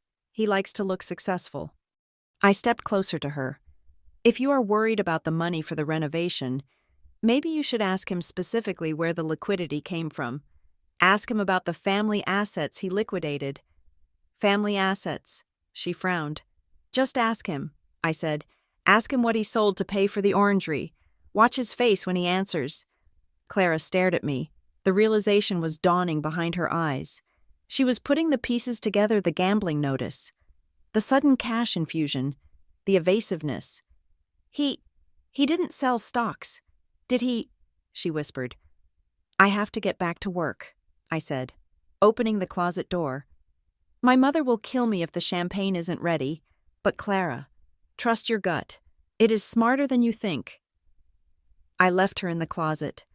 I felt a twinge of guilt, using her fear to fuel the fire, but I pushed it down. She needed to know the truth, too. Better to have her heart broken now than her life ruined later. I walked back into the main hall just as the doorbell rang. The first guests were arriving. My mother descended the grand staircase. She looked regal in a silk emerald gown, her smile fixed in place with the same hairspray that held her coiffure. My father was right behind her, looking the part of the benevolent patriarch. "Hazel," my mother hissed as she reached the bottom step. "The door, get the door, and smile. For God's sake, you look like a funeral mute." I forced the corners of my mouth up. "Yes, Mom." I opened the heavy oak door. Standing there were the Vanderbilts, neighbors who had been competing with my parents for social dominance for 20 years. "Welcome," I said, taking their coats. "Hazel, dear," Mrs. Vanderbilt said, looking me up and down. "Working the event? How? Quaint? Just helping out?" I said, hanging her mink stole. "The new orangery looks magnificent from the road." Mr. Vanderbilt boomed. "Must have cost a pretty penny." "Oh, it was an investment," my father said, appearing behind me to shake hands. "We wanted to create something lasting, a legacy for the children." I almost choked. A legacy. He had sold the actual legacy to build a glass box. The house began to fill up. The air grew thick with perfume and the murmur of polite conversation. Waiters circulated with trays. I moved among them, topping off glasses, fading into the wallpaper. I watched my parents holding court. They were in their element. They were telling stories, laughing, accepting compliments on the renovation. They looked invincible, but I saw the cracks. I saw Julian cornered by two men near the bar, friends of his, or perhaps creditors in disguise. He was laughing too loud, his eyes darting around the room. I saw Clara standing by the window, not mingling. She was watching Julian with a look of cold calculation I hadn't seen before. She hadn't asked him about the assets yet. She was waiting. And I saw Violet. She was sitting at the children's table in the corner of the dining room. She was wearing her blue dress, her hands folded in her lap. She looked small and lonely amidst the chaos. My mother had made good on her threat. Violet didn't have her instrument. She wasn't allowed to play. She was just a prop, a granddaughter to be pointed at but not heard. I caught her eye. She looked terrified. I gave her a small, subtle nod. It's almost time. She took a deep breath and nodded back. My phone buzzed again. We are en route. Arthur texted. ET, at 10 minutes. Is everyone in position? Everyone is here. I typed back. The house is full. Good, he replied. Don't let them leave. 10 minutes. I looked at the crowd. There were probably 50 people here, the elite of the town, the people whose opinions my parents valued more than oxygen. My father clinked a spoon against his champagne glass. The room quieted. Ladies and gentlemen, he began, his voice booming with false modesty. If I could have your attention for a moment, we are so delighted you could join us today to celebrate not only our new addition to the home, but the bright future of my son, Julian, and his lovely fiancée, Clara. Applause rippled through the room. Julian stepped forward, pulling a reluctant Clara with him. He beamed. She forced a smile that didn't reach her eyes. This orangery, my father continued, gesturing through the French doors to the glass structure glowing in the sunlight, is a symbol of growth, of transparency, of the enduring strength of this family. Transparency. The irony was almost physical. And now, my father said, please, everyone, make your way to the backyard. We have a special toast prepared in the new garden. The crowd began to move. They flowed like a herd of expensive cattle toward the slaughterhouse. I hung back. I waited until the last guest had stepped through the doors. Then I heard it. The sound of a heavy vehicle pulling up the gravel driveway. Not a limousine, not a guest's car. It was a van, a transport van, and behind it, a sleek black sedan. I walked to the front window and peered through the blinds. Arthur Blackwood was stepping out of the sedan. He looked like an executioner in a pinstripe suit, and behind him, the side door of the van opened, a ramp extended, and down the ramp came a wheelchair. But the woman sitting in it wasn't invalid. She was sitting upright, her back straight as a steel rod. She was wearing a vintage Chanel suit that I hadn't seen in years. Beatrice. She didn't look frail. She looked furious. 2 uniformed police officers stepped out of the second car. I turned away from the window. My heart was pounding so hard I could hear it in my ears. I walked to the kitchen, grabbed a fresh bottle of champagne, and headed for the backyard. It was time to serve the final course. The backyard of the Sterling estate had been transformed into a theater of the absurd. If you squinted, you might mistake it for a high society garden party in the Hamptons. But if you opened your eyes, you saw it for what it was, a desperate, sweating attempt to cover the scent of bankruptcy with the smell of imported orchids. The heat was oppressive, a humid blanket that pressed down on the manicured lawn. The new orangery stood in the center of the yard like a glass cathedral dedicated to the god of pretension. It was filled with rare purple orchids, Vanda coerulea, that my mother had insisted upon because she read somewhere that they symbolized royalty. They looked suffocated in the glass box, wilting slightly under the relentless sun, much like the guests who were currently fanning themselves with embossed napkins. I stood near the champagne tower, my hands clasped behind my back, wearing the black skirt and white button-down shirt my mother had demanded. I looked like a server. I felt like a spy. Violet sat at a small, round table near the edge of the patio, designated as the children's area. She was wearing her best blue dress, her hands folded neatly in her lap. She looked like a little statue of composure amidst the chaos. My mother had forbidden her from bringing the rental violin. No screeching, she had said. So Violet sat, armed only with her silence. The guests were a mix of my parents' usual circle people who wore boat shoes without owning boats, and the heavyweight entourage of Senator Moore. Clara's father. The senator was a large man with a voice that carried across the lawn like a foghorn. He was currently listening to my father, who was holding a cigar he hadn't lit because he couldn't afford to burn $20. "It is all about liquidity," my father was saying, gesturing vaguely toward the orangery with the hand that wasn't holding his drink. "You have to know when to move assets. You have to have the vision to see value where others see clutter." I poured champagne into a flute for a woman with a facelift so tight she looked surprised to be alive. My father was bragging about his investment strategy. He was bragging about selling my daughter's soul. "Impressive," Senator Moore rumbled, though his eyes were scanning the property with a critical, appraising look. "Real estate is a solid bet, but this glass structure, bold choice for this climate." "We like to make statements," my mother interjected, sliding her arm through the senator's. She was wearing emerald silk that clashed violently with the purple orchids. "Thomas has such a brilliant mind for these things. He just knew it was the right time to liquidate some of the older family holdings to invest in the future. Out with the old, in with the new." She spotted me standing by the table. Her smile didn't waver, but her eyes hardened into diamonds. "Oh, Senator," she cooed, steering him toward me. "Have you met our eldest Hazel?" The senator looked at me. He saw the black and white uniform. He saw the tray of empty glasses.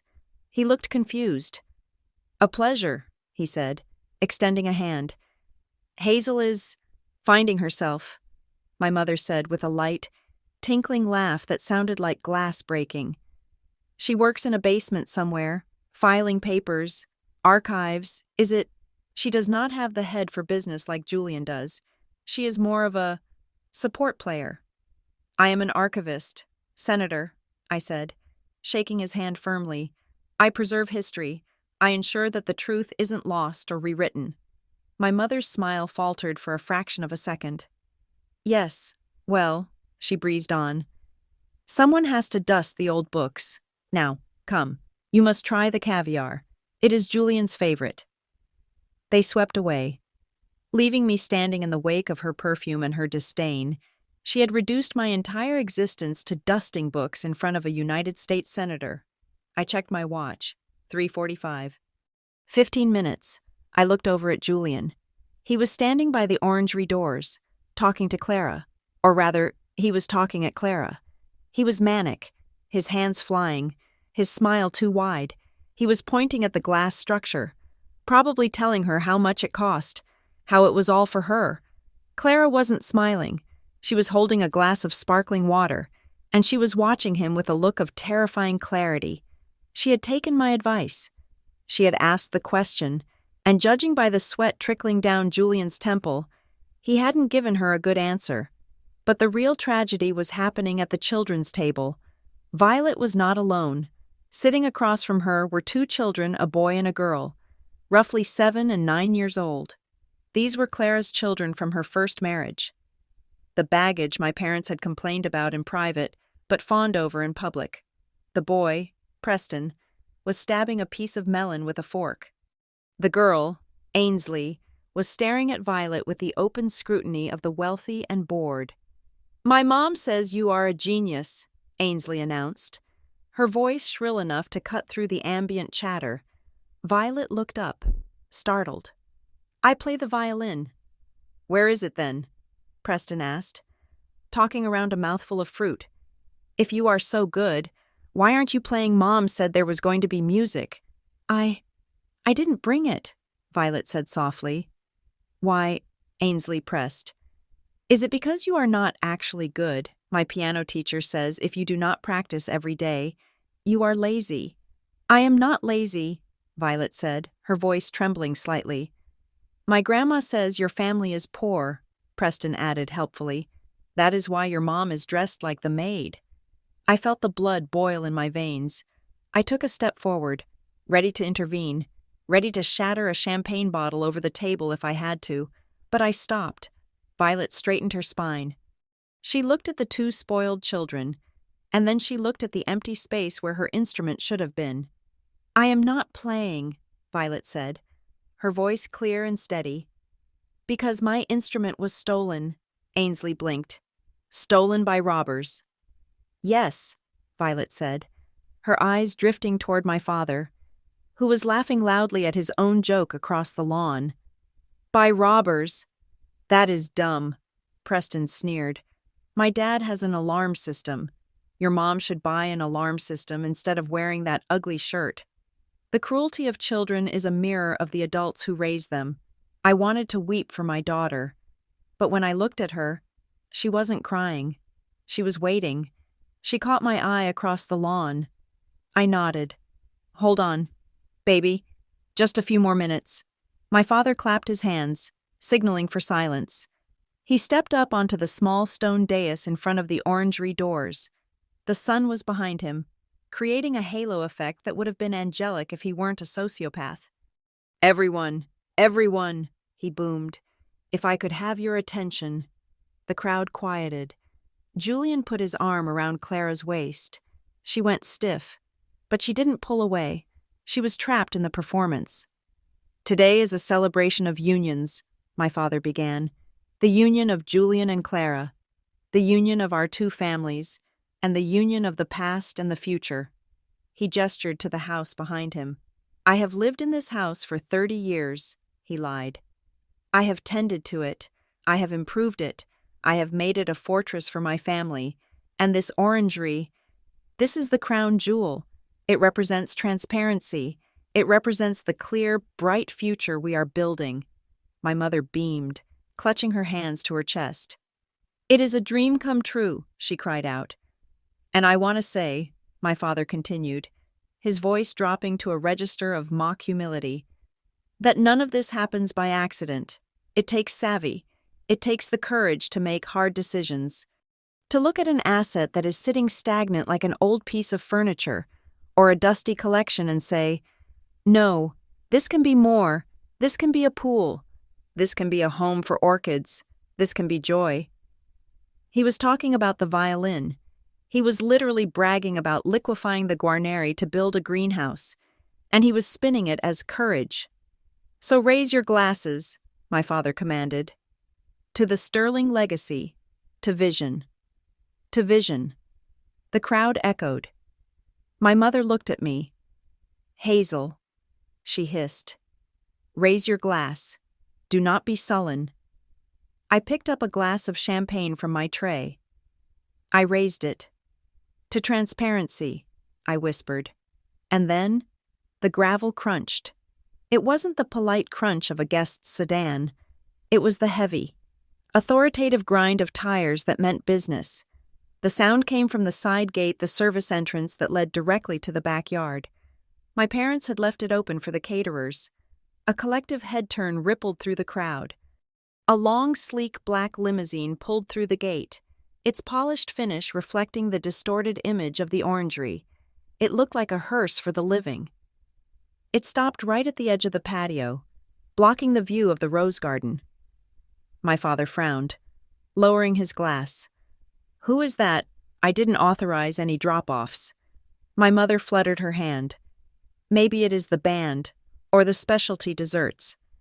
The driver's door opened. A man in a dark suit stepped out. He walked around to the passenger side. It wasn't a chauffeur. It was Arthur Blackwood. He stood there for a moment, adjusting his cufflinks, looking at the party with the expression of a man who had just found a cockroach in his soup. Who is that? Julian whispered to Clara. That? I said, stepping up behind them, my voice loud enough to be heard by the senator. Is the family lawyer? Arthur opened the rear door. The silence that fell over the backyard was heavier than the heat. It was absolute. A cane emerged first, ebony, with a silver handle. Then, a hand, and then, Beatrice Sterling pulled herself out of the car. She stood up. She wasn't wearing the hospital gown my parents liked to imagine her in. She was wearing a cream-colored Chanel suit that cost more than Julian's car. Her hair was perfectly coiffed. She looked like a queen returning from exile to find peasants sleeping in her bed. My father's face went the color of curdled milk. "Mom," he squeaked. My mother dropped her champagne flute. It shattered on the stone patio. the sound like a gunshot. "Mother Sterling," she gasped. "But the facility, you are supposed to be." "Supposed to be what?" "Martha." Beatrice's voice wasn't loud, but it projected with the clarity of a bell. "Dead confused, or just conveniently out of the way." She began to walk toward the dais.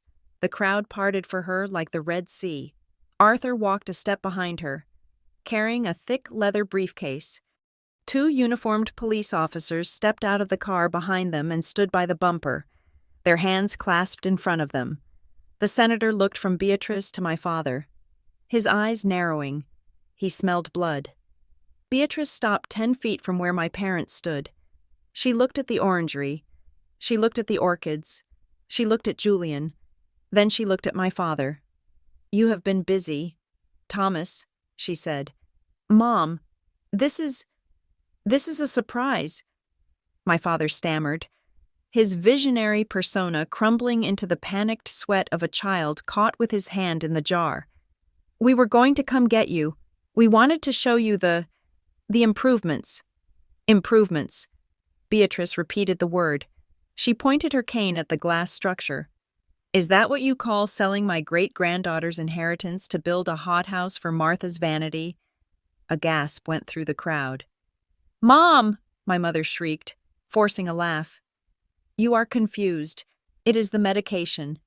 You know how you get—" She turned to the guests, spreading her arms. "She has episodes. She thinks we are stealing the silverware. It is terribly sad."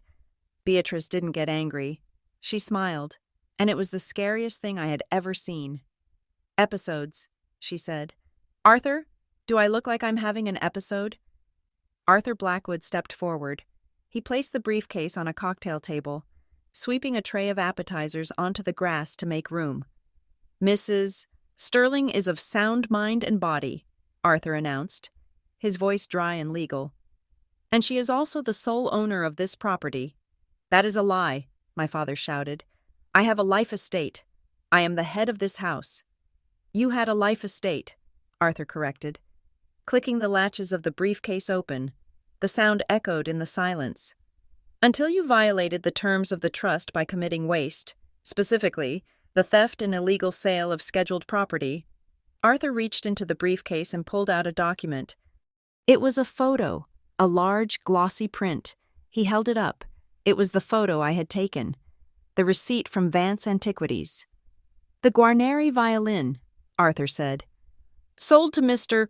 Vance for $120,000. Proceeds used to fund unauthorized construction and," he looked at Julian, "gambling debts." Julian went white. Clara covered her mouth. "And here," Arthur continued, pulling out a second document, "is the affidavit from Mr. Vance, obtained this morning by the district attorney, confirming that Thomas Sterling represented himself as the sole owner." My father looked at the police officers. He looked at the senator. He looked at me. I was still standing there in my server's uniform. I wasn't pouring champagne anymore. I was smiling. "You," my father whispered, pointing a shaking finger at me. "You did this." "No, Dad," I said. Stepping forward, I took off the apron and let it drop to the ground. "You did this. I just archived it." Beatrice stepped up to the dais. She stood next to my father, dwarfing him with her presence. "The party is over," she said to the crowd. "Please vacate my property. The police are here to escort the trespassers off the premises." "Trespassers," my mother screeched. "We live here."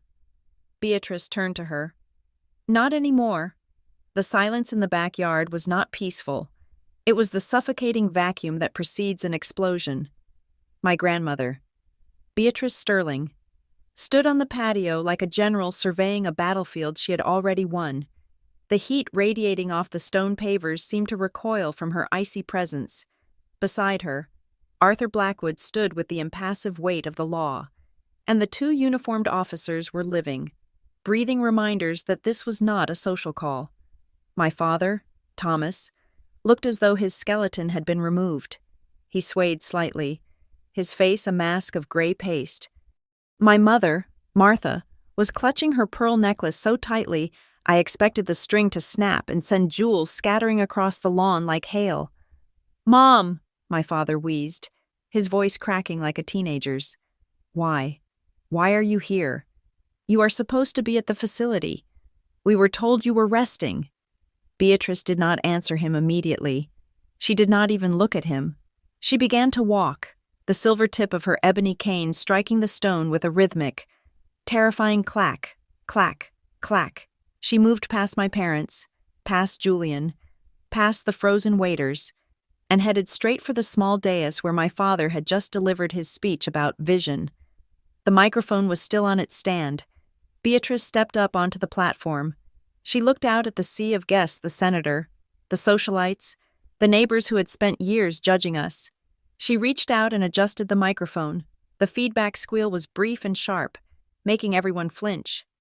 "Turn the music off," she commanded.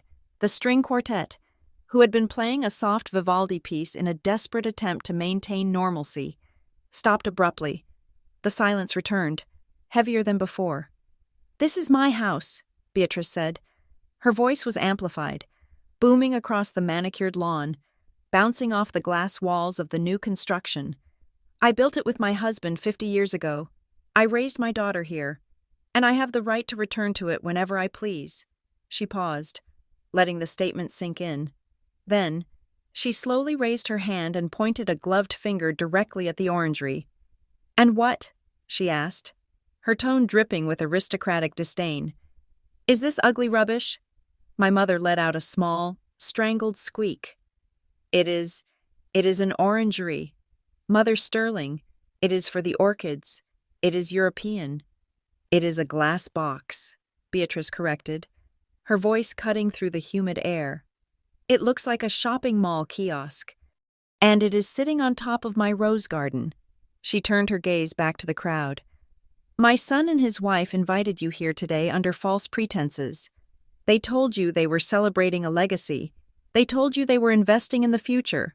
She laughed, a dry, humorless sound. "But one cannot invest what one does not own." She nodded to Arthur. Arthur Blackwood stepped up to the dais, opening his leather folder with deliberate slowness. He adjusted his glasses and looked at my parents. "Ladies and gentlemen," Arthur said, his voice projecting clearly without the need for the microphone. "For the sake of clarity, and to prevent any further legal entanglements for the guests present, I must state the following facts. The property you are standing on is owned solely by the Beatrice Sterling Revocable Trust. Mr. Thomas Sterling and Mrs. Martha Sterling do not hold the title. They are tenants. Specifically, they are tenants subject to a life estate agreement." A murmur rippled through the crowd. Senator Moore crossed his arms, his face darkening. "A life estate," Arthur continued, "which is contingent upon the preservation of the property and its assets. This agreement explicitly forbids waste, the legal term for the destruction or misuse of the inheritance." "This is a private matter," my father shouted. Suddenly finding his voice, he stepped forward, his hands shaking. "Arthur, you cannot do this. This is a family dispute. We can discuss this inside. It became a public matter when you committed a felony to fund this party," Arthur replied calmly. He pulled a document from the folder. It was the affidavit from Vance. 3 days ago," Arthur announced, holding the paper up. "An antique violin, a Guarneri copy belonging to the trust, and specifically bequeathed to Miss Violet Ravenswood, was removed from the premises. It was sold to a black market dealer named Silas Vance." I watched Julian. He froze. He looked at Clara, then back at his father. "Mr. Vance was arrested this morning," Arthur said. "He has provided a full confession to the district attorney. He identified the seller." Arthur looked directly at my father. "He identified you. Thomas." "That is a lie," my mother screamed. She looked frantic, her eyes darting around the crowd for an ally. "We didn't steal anything. It was in the house. It was family property. We needed the money for the renovations. For Mom's comfort." "For my comfort," Beatrice interrupted, her voice dangerously low. "You stole my great-granddaughter's instrument to build a greenhouse I never asked for. While I was sitting in a nursing home, you dumped me in. It was an asset, my father insisted, sweat pouring down his face. It was gathering dust, and we got a good price for it. We put the money back into the estate. We increased the property value. Arthur looked at the paper again. Let us talk about that price. Thomas, this was it. The knife twist. According to Mr. Vance's sworn statement, Arthur read, the sale price agreed upon and paid in cash was $120,000. The heir left the backyard. I saw Julian's head snap toward his father. What? Julian whispered. My mother stopped hyperventilating for a second. What did you say? $120,000, Arthur repeated. But, Julian stammered, his voice rising in panic. But Dad said he got $97,000. He showed us the deposit slip. He said that was all of it. The remaining $23,000, Arthur said, consulting a second sheet of paper, was deposited into a separate, private account under the name T. Sterling Consulting. An account that, my investigators found, has been used to pay for various personal discretionary expenses. The silence that followed was absolute. My father had not only stolen from his mother and his granddaughter, he had stolen from his accomplices. He had skimmed off the top of his own crime. My mother looked at my father as if he were a stranger she had just met in a dark alley. You took the money. You told me we were short. You told me I had to cut the catering budget. Martha, listen, my father pleaded, holding out his hands. I needed liquidity for emergencies, for managing the portfolio. You lied to me, Julian said. His voice was trembling with rage. I needed that money. Dad, you knew I needed it. The sharks are calling me every hour, and you kept 20 grand for yourself. Sharks. Senator Moore stepped forward. His voice was a deep rumble of authority that silenced the bickering instantly. The senator looked at Julian, then at Clara. Clara, the senator said, his voice cold. Come here. Clara didn't move at first. She was staring at Julian. The realization was washing over her face like a cold tide. The gambling debts, the lies about his business, the desperation for the wedding money. You knew, Clara whispered to Julian. You knew the violin was stolen. You helped him. Clara, baby, no, Julian pleaded, reaching for her hand. It is not like that. We were just borrowing it. We were going to buy her a new one, a better one. With what money? I asked. I spoke from my spot near the drinks table. Everyone turned to look at me. I wasn't the invisible server anymore. You spent the money on a car you cannot afford and a greenhouse nobody wants, I said, walking toward them. You didn't borrow anything. You took the only thing Violet had, and you sold it to save your own skins. You shut up, my father roared at me. You ungrateful little traitor. You set this up. You gave them the keys. Yes, I said calmly. I did. I looked at Clara. Ask him. Clara, ask him about the envelope from Atlantic City. Clara looked at Julian. Her eyes were filled with tears. But behind the tears, there was steel. She was a senator's daughter, after all. She knew when a campaign was over. Is it true? She asked. Are you in debt? Julian opened his mouth to lie. I could see the fabrication forming on his lips. But then he looked at Arthur, at the police, at the senator. He crumbled. I can fix it, he sobbed. I just need a little time. Once we are married, I can fix everything. Clara slowly reached up and took off her engagement ring.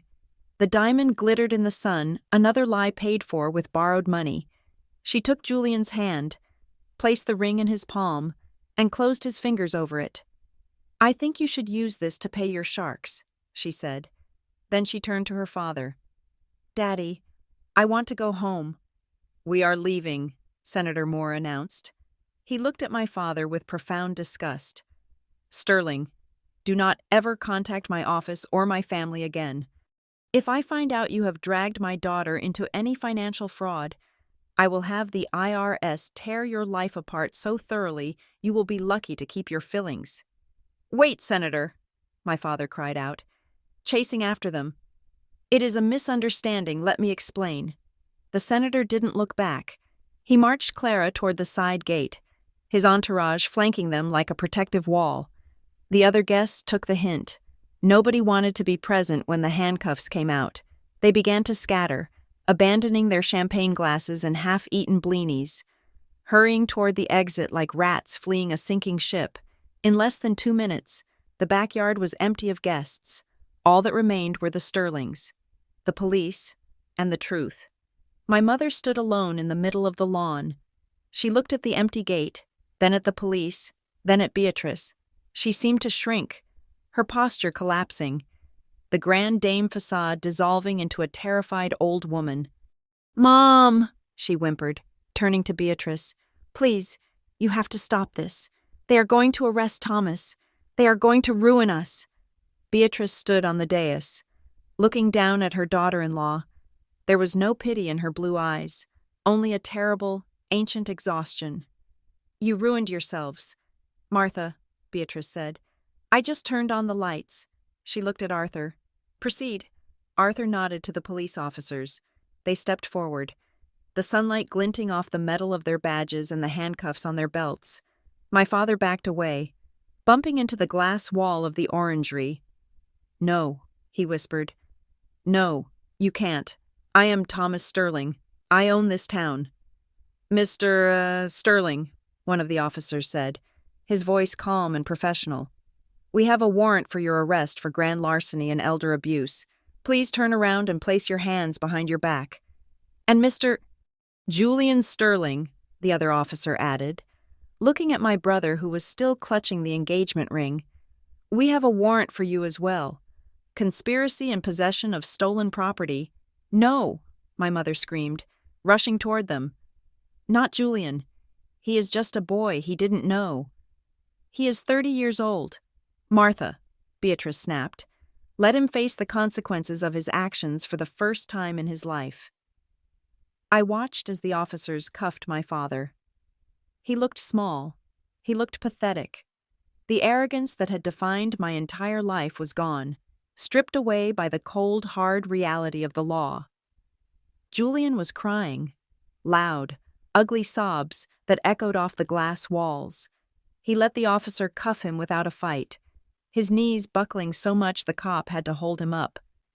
My mother fell to her knees on the grass, weeping into her hands. "My family," she wailed. "My beautiful family." I walked over to where Violet was sitting. She hadn't moved during the entire scene. She was watching with wide, solemn eyes. "Is it over?" she asked quietly. I looked at my father being led away. I looked at my brother being dragged toward the squad car. I looked at my grandmother standing tall on the dais, the queen who had reclaimed her kingdom.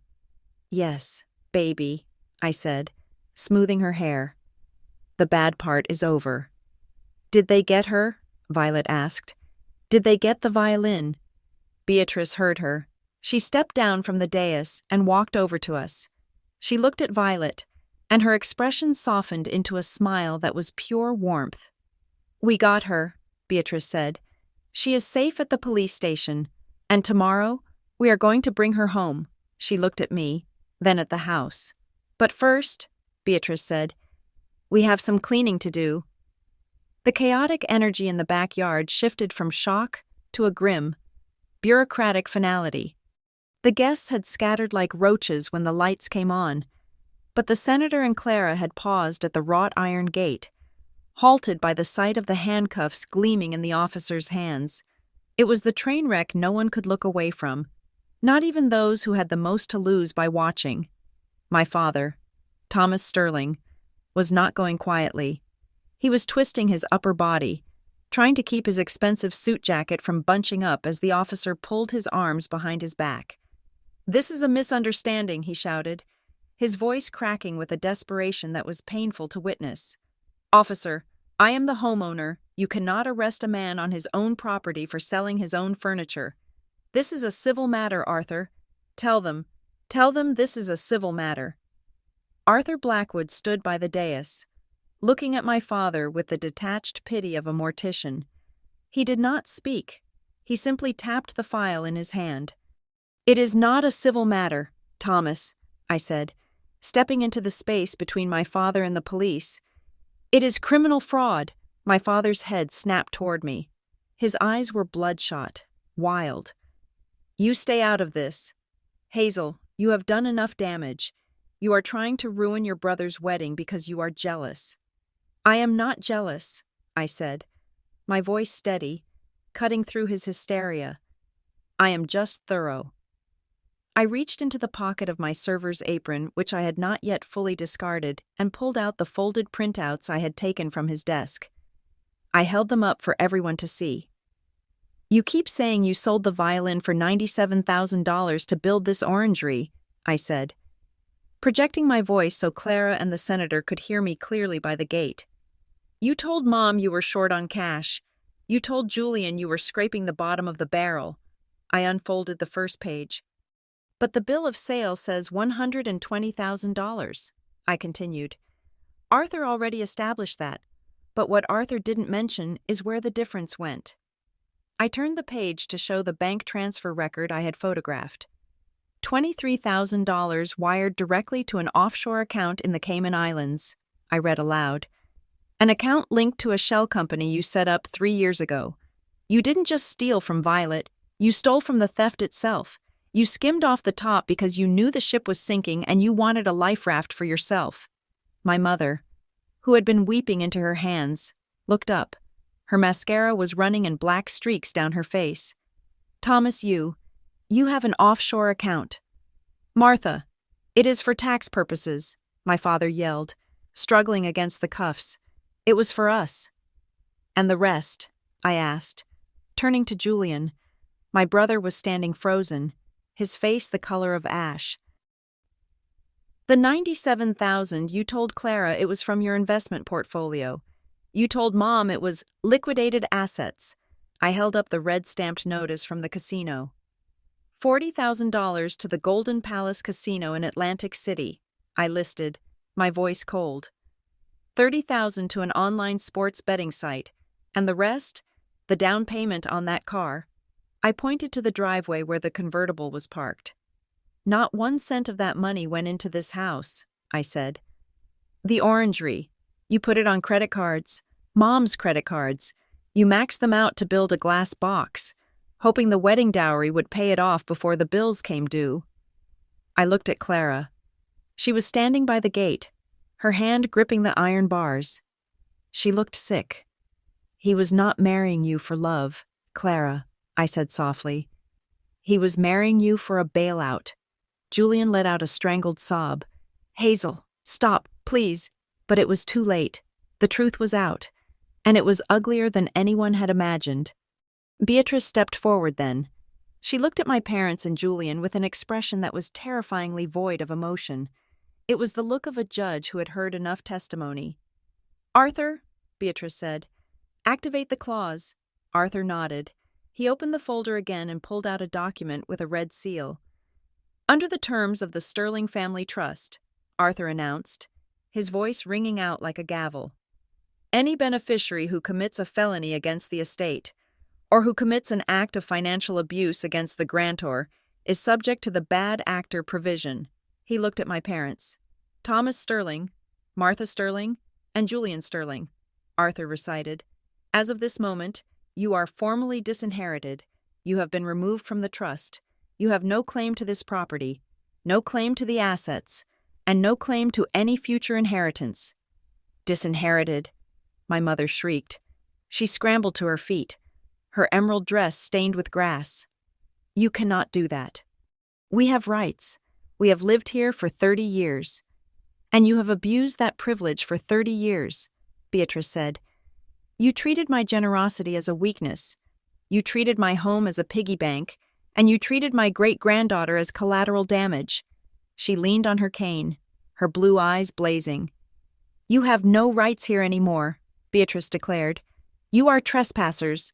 The first officer tightened his grip on my father's arm. "Thomas Sterling, You are under arrest for grand larceny and conspiracy to commit fraud. The second officer moved toward Julian. Julian Sterling, turn around.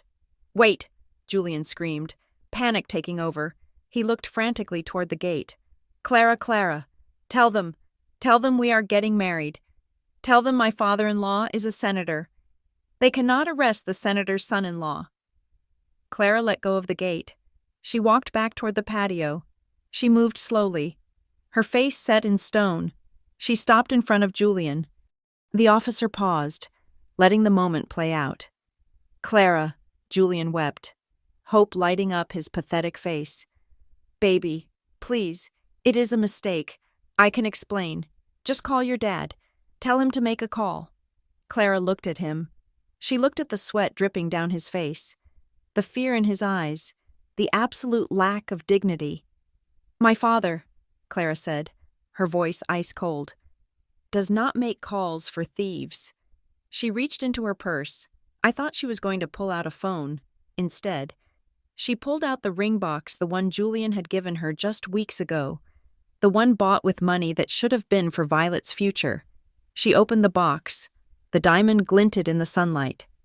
You wanted a trophy, Clara said. You wanted a bank account. You never wanted a wife. She took the ring out. Clara, no, Julian begged. She threw it. She didn't toss it gently. She threw it with all the force of a woman who realized she had almost walked into a trap. The ring hit Julian hard in the chest, bouncing off his lapel and landing in the grass near his feet. We are done, Clara said. Do not contact me. Do not say my name. If you do, my father will make sure you spend the rest of your life in court. She turned on her heel and walked away. She didn't look back. She grabbed her father's arm at the gate, and together, the senator and his daughter marched out of the Sterling estate, leaving the wreckage of Julian's life behind them. Clara, Julian wailed as the officer snapped the cuffs on his wrists. The sound of the metal ratcheting shut was the period at the end of his sentence. My mother was the only one left standing free. She looked around wildly, realizing she was alone. Her husband was in cuffs. Her son was in cuffs. Her social standing had just walked out the gate. She turned to me, her face crumpled. The haughty matriarch vanished, replaced by a desperate, terrified woman. She rushed toward me, grabbing my hands. Her palms were clammy. Hazel, she pleaded, her voice high and thin. Hazel, please, you have to do something. Talk to your grandmother. Tell her to stop this. Tell the police it was a mistake. I looked down at her hands gripping mine, the same hands that had pushed me away when I wanted a hug as a child, the same hands that had signed the credit card receipts for the orangery. I cannot stop the law. Mom, I said, pulling my hands away. You are my daughter, she cried, grabbing at my sleeves. We are family. You cannot let them take your father to jail. You cannot let them throw us on the street. Where will we go? We have no money. We have nowhere to go. You should have thought of that before you sold the violin, I said. It was just a violin, she screamed, her face twisting into ugly desperation. It was just a piece of wood. How can you destroy your family over a piece of wood? Something inside me snapped. It wasn't a loud snap. It was the quiet sound of the last thread of obligation breaking. I stepped closer to her. I looked her dead in the eye. It wasn't just a piece of wood, I said, my voice low and shaking with the force of my anger. It was Violet's future. It was her voice. And you sold it. I pointed at the orangery. You sold my daughter's dream to buy yourself a glass box so you could impress people who do not even like you, I said. You sold her soul to buy a suit for your golden boy. You sacrificed your granddaughter to feed your own vanity. I leaned in, making sure she heard every word. You asked for this, I said. You built this house of cards. You lit the match. Do not ask me to put out the fire now that you are burning. This is the price. Mom, you are finally paying the bill. My mother recoiled as if I had slapped her. She gasped, her hand flying to her mouth. She looked at me with horror. finally realizing that the daughter she had dismissed and used for decades had grown teeth. "Hazel," she whispered. "Save it," I said. Beatrice tapped her cane on the stone patio. "Officers," Beatrice said, "please remove the suspects from my property." The police began to march my father and Julian toward the patrol cars parked in the driveway. My father was sagging, his feet dragging on the gravel. Julian was still weeping, muttering Clara's name. My mother stood there, trembling. "And you, Martha," Beatrice said. My mother turned to face her mother-in-law. "You are not under arrest," Beatrice said. "Yet, depending on how much you knew about the fraud, but you are certainly not a resident of this house." Beatrice checked the gold watch on her wrist. "It is 4:15, she said. "I am giving you 30 minutes. 30 minutes? My mother gasped. "For what?" "To pack a bag," Beatrice said. "Essentials only. Clothing, toiletries, no jewelry, no silver, no assets belonging to the trust." But this is my home," my mother wailed. "I have lived here for 30 years. I cannot leave in 30 minutes. "You can," Beatrice said coldly. "And you will?" "Because at 4:45, Arthur is calling a locksmith to change the tumblers, and if you are still on the property, the officers will return to arrest you for trespassing." Beatrice pointed to the door with her cane. "Go," she commanded. "The clock is ticking." My mother looked at the house. She looked at the orangery. She looked at the empty driveway where the senator's limousine had been. Then, with a sob that sounded like an animal in pain, she ran toward the house. She scrambled up the steps, tripping on her gown, desperate to salvage whatever scraps of her life she could carry in a suitcase. I stood on the lawn, the adrenaline slowly draining out of me, leaving me feeling light and hollow. I looked over at the side fence. A few of the neighbors, the ones who hadn't been invited, the ones my parents had sneered at, were standing there. They were holding up their phones. I could see the red recording lights blinking. They were filming. They were filming the police cars. They were filming my father being shoved into the back seat. They were filming my mother running like a refugee in her own home. By tonight, the fall of the House of Sterling would be all over social media. The perfect family my parents had spent a lifetime curating was ending not with a gala, but with a viral video of their disgrace. I walked over to Violet. She was still sitting at the table, her hands folded. "Mom," she asked, "are they gone?" "They are going, baby," I said. "They are going for a long time." I looked at the house one last time.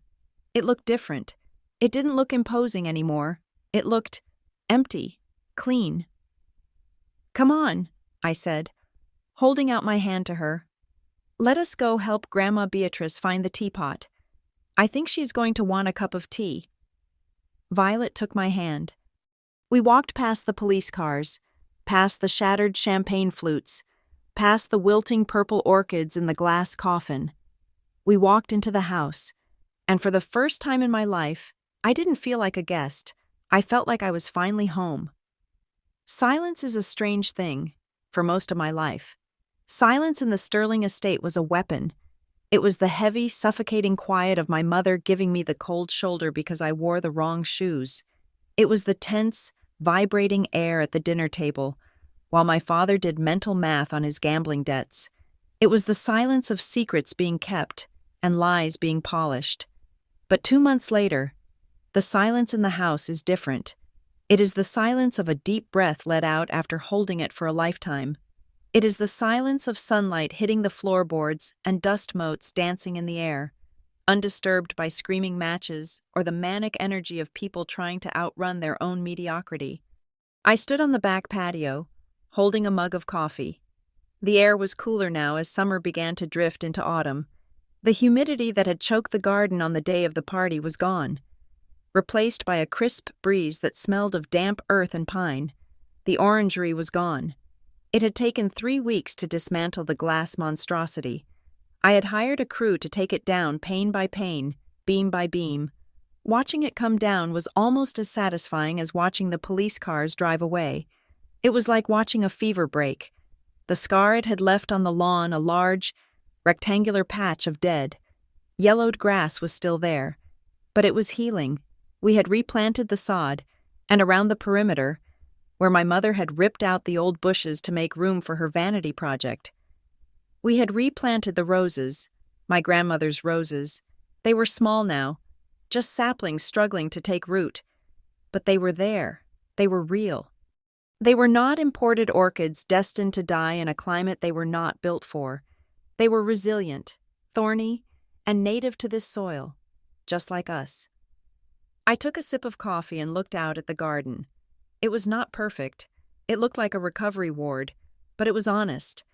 Beatrice was sitting in the breakfast nook when I went back inside. She was reading the newspaper, her glasses perched on the end of her nose. She looked 10 years younger than she had at the Gilded Oak. Her color had returned, and the sharp angles of her face seemed to have softened. Not from age, but from the absence of constant stress. "Arthur called," she said, turning the page of the paper without looking up. My stomach gave a small, phantom lurch, a reflex from the old days when a call from a lawyer meant disaster. But I reminded myself that Arthur was on our side. "What is the news?" I asked, sitting down opposite her. "The arraignment is set for next Tuesday," Beatrice said. "Your father is trying to plead insanity. He claims the stress of the renovation caused a temporary psychotic break," I snorted. "Does he really think a judge will buy that?" "No," Beatrice said calmly. "But Thomas has never let reality get in the way of a good story. His public defender is apparently already exhausted." Public defender. The word still felt strange in my mouth.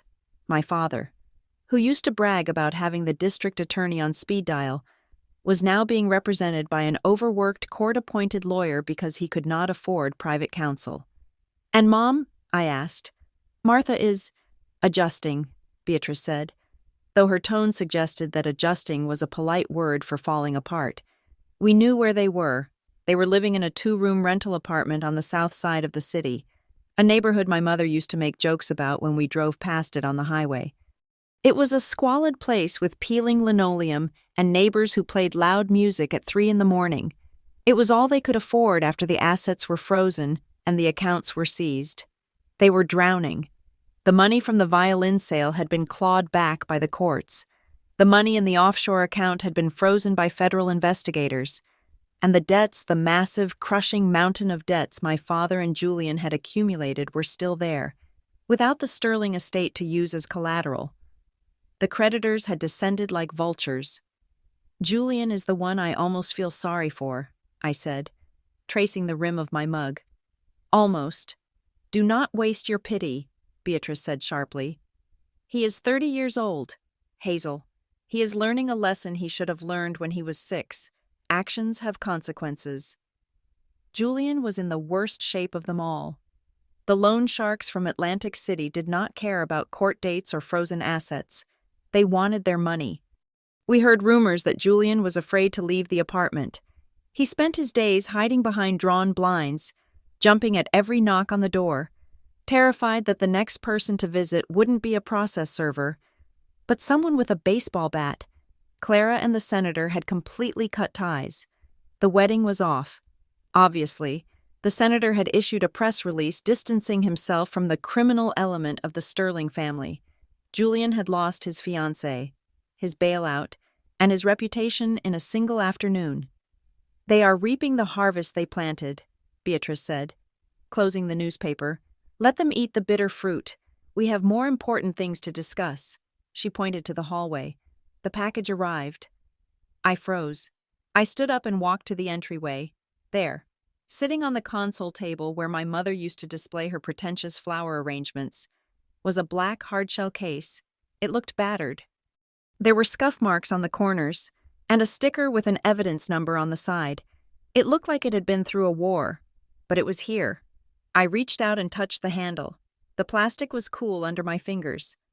"The police released it this morning," Beatrice said, coming up behind me. "Arthur picked it up. He had a luthier look at it before bringing it here. He wanted to make sure Vance hadn't damaged it." "And?" I asked, my breath catching in my throat. "Structurally sound," Beatrice said. "It needs new strings, and the bridge was slightly misaligned, probably from being tossed into a van, but the body is intact. The soul is still there. I picked up the case. It felt heavy, not with weight, but with significance. "Where is Violet?" I asked. "She's in the music room," Beatrice said. "She has been waiting." I carried the case down the hallway. The house felt huge now. Without my parents' clutter, without the constant noise of the television or Julian's video games, the rooms felt spacious and dignified. We had opened the drapes that my mother always kept closed to protect the furniture. Sunlight flooded the corridor, illuminating the dust motes. I pushed open the door to the music room. Violet was standing by the window. She was looking out at the garden, at the patch of healing earth where the orangery used to be. She turned when she heard the door open. Her eyes landed on the case in my hands. She didn't run to me. She didn't scream. She went very still, just as she had on the day it was stolen. But this time, the stillness wasn't fear. It was reverence. "Is that her?" Violet whispered. "It is her," I said. I walked over to the grand piano and set the case down on the lid. I undid the latches. Click, click, click. The sound was loud in the quiet room. I lifted the lid. There she was, the Guarneri copy. The varnish glowed deep amber in the afternoon light. It looked like liquid honey caught in wood. It smelled of old spruce, resin, and the faint, sterile scent of the police evidence room. Violet stepped forward. Her hands were trembling. She reached out, her fingers hovering over the neck of the instrument. She touched it gingerly, as if she were afraid it might be a hologram that would vanish if she pressed too hard. She ran her thumb over the scroll. She traced the F holes. She touched the spot on the rib where the varnish was worn down from decades of playing her playing, and Beatrice's playing before her. "She is cold," Violet said softly. "She has been away for a while." I said, "She just needs to warm up." Violet picked up the instrument. She settled it under her chin. It was a movement so natural, so fluid. It looked like the violin was a part of her body that had been amputated and was now finally reattached. She picked up the bow. She tightened the horsehair with a few practiced twists of the screw. She didn't look at me. She didn't look at Beatrice, who was standing in the doorway leaning on her cane. Violet closed her eyes. She took a deep breath, and she played. It wasn't a song at first. It was just a single, long note, an open a string. The sound filled the room.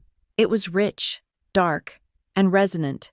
It vibrated in the air, soaking into the curtains, into the wood of the floor, into our bones.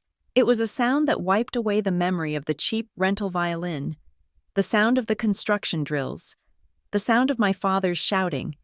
It was the sound of truth. Violet began to play a scale. Then, without pausing, she transitioned into a melody. It was the Bach cello suite. Transcribed for violin, the piece she had been trying to play on the rental but couldn't make sing. Now, it sang. The notes rose and fell, melancholic but powerful.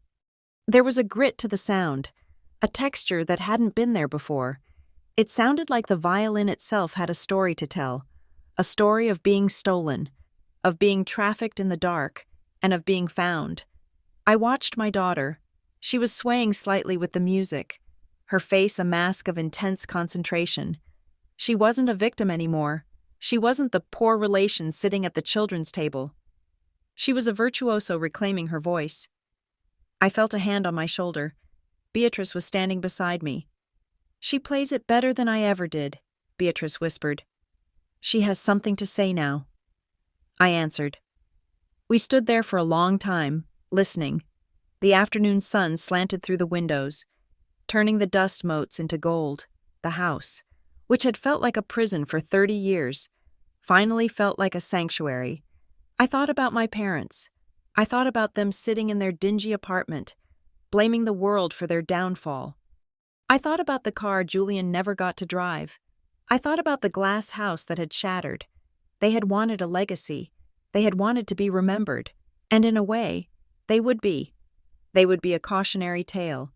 But this, the music, the sunlight, the safety, this was the real legacy. I looked at Beatrice. standing tall and proud. I looked at Violet, lost in her art. I realized then that I had been wrong about family. I used to think family was an obligation, a burden you carried because you shared DNA.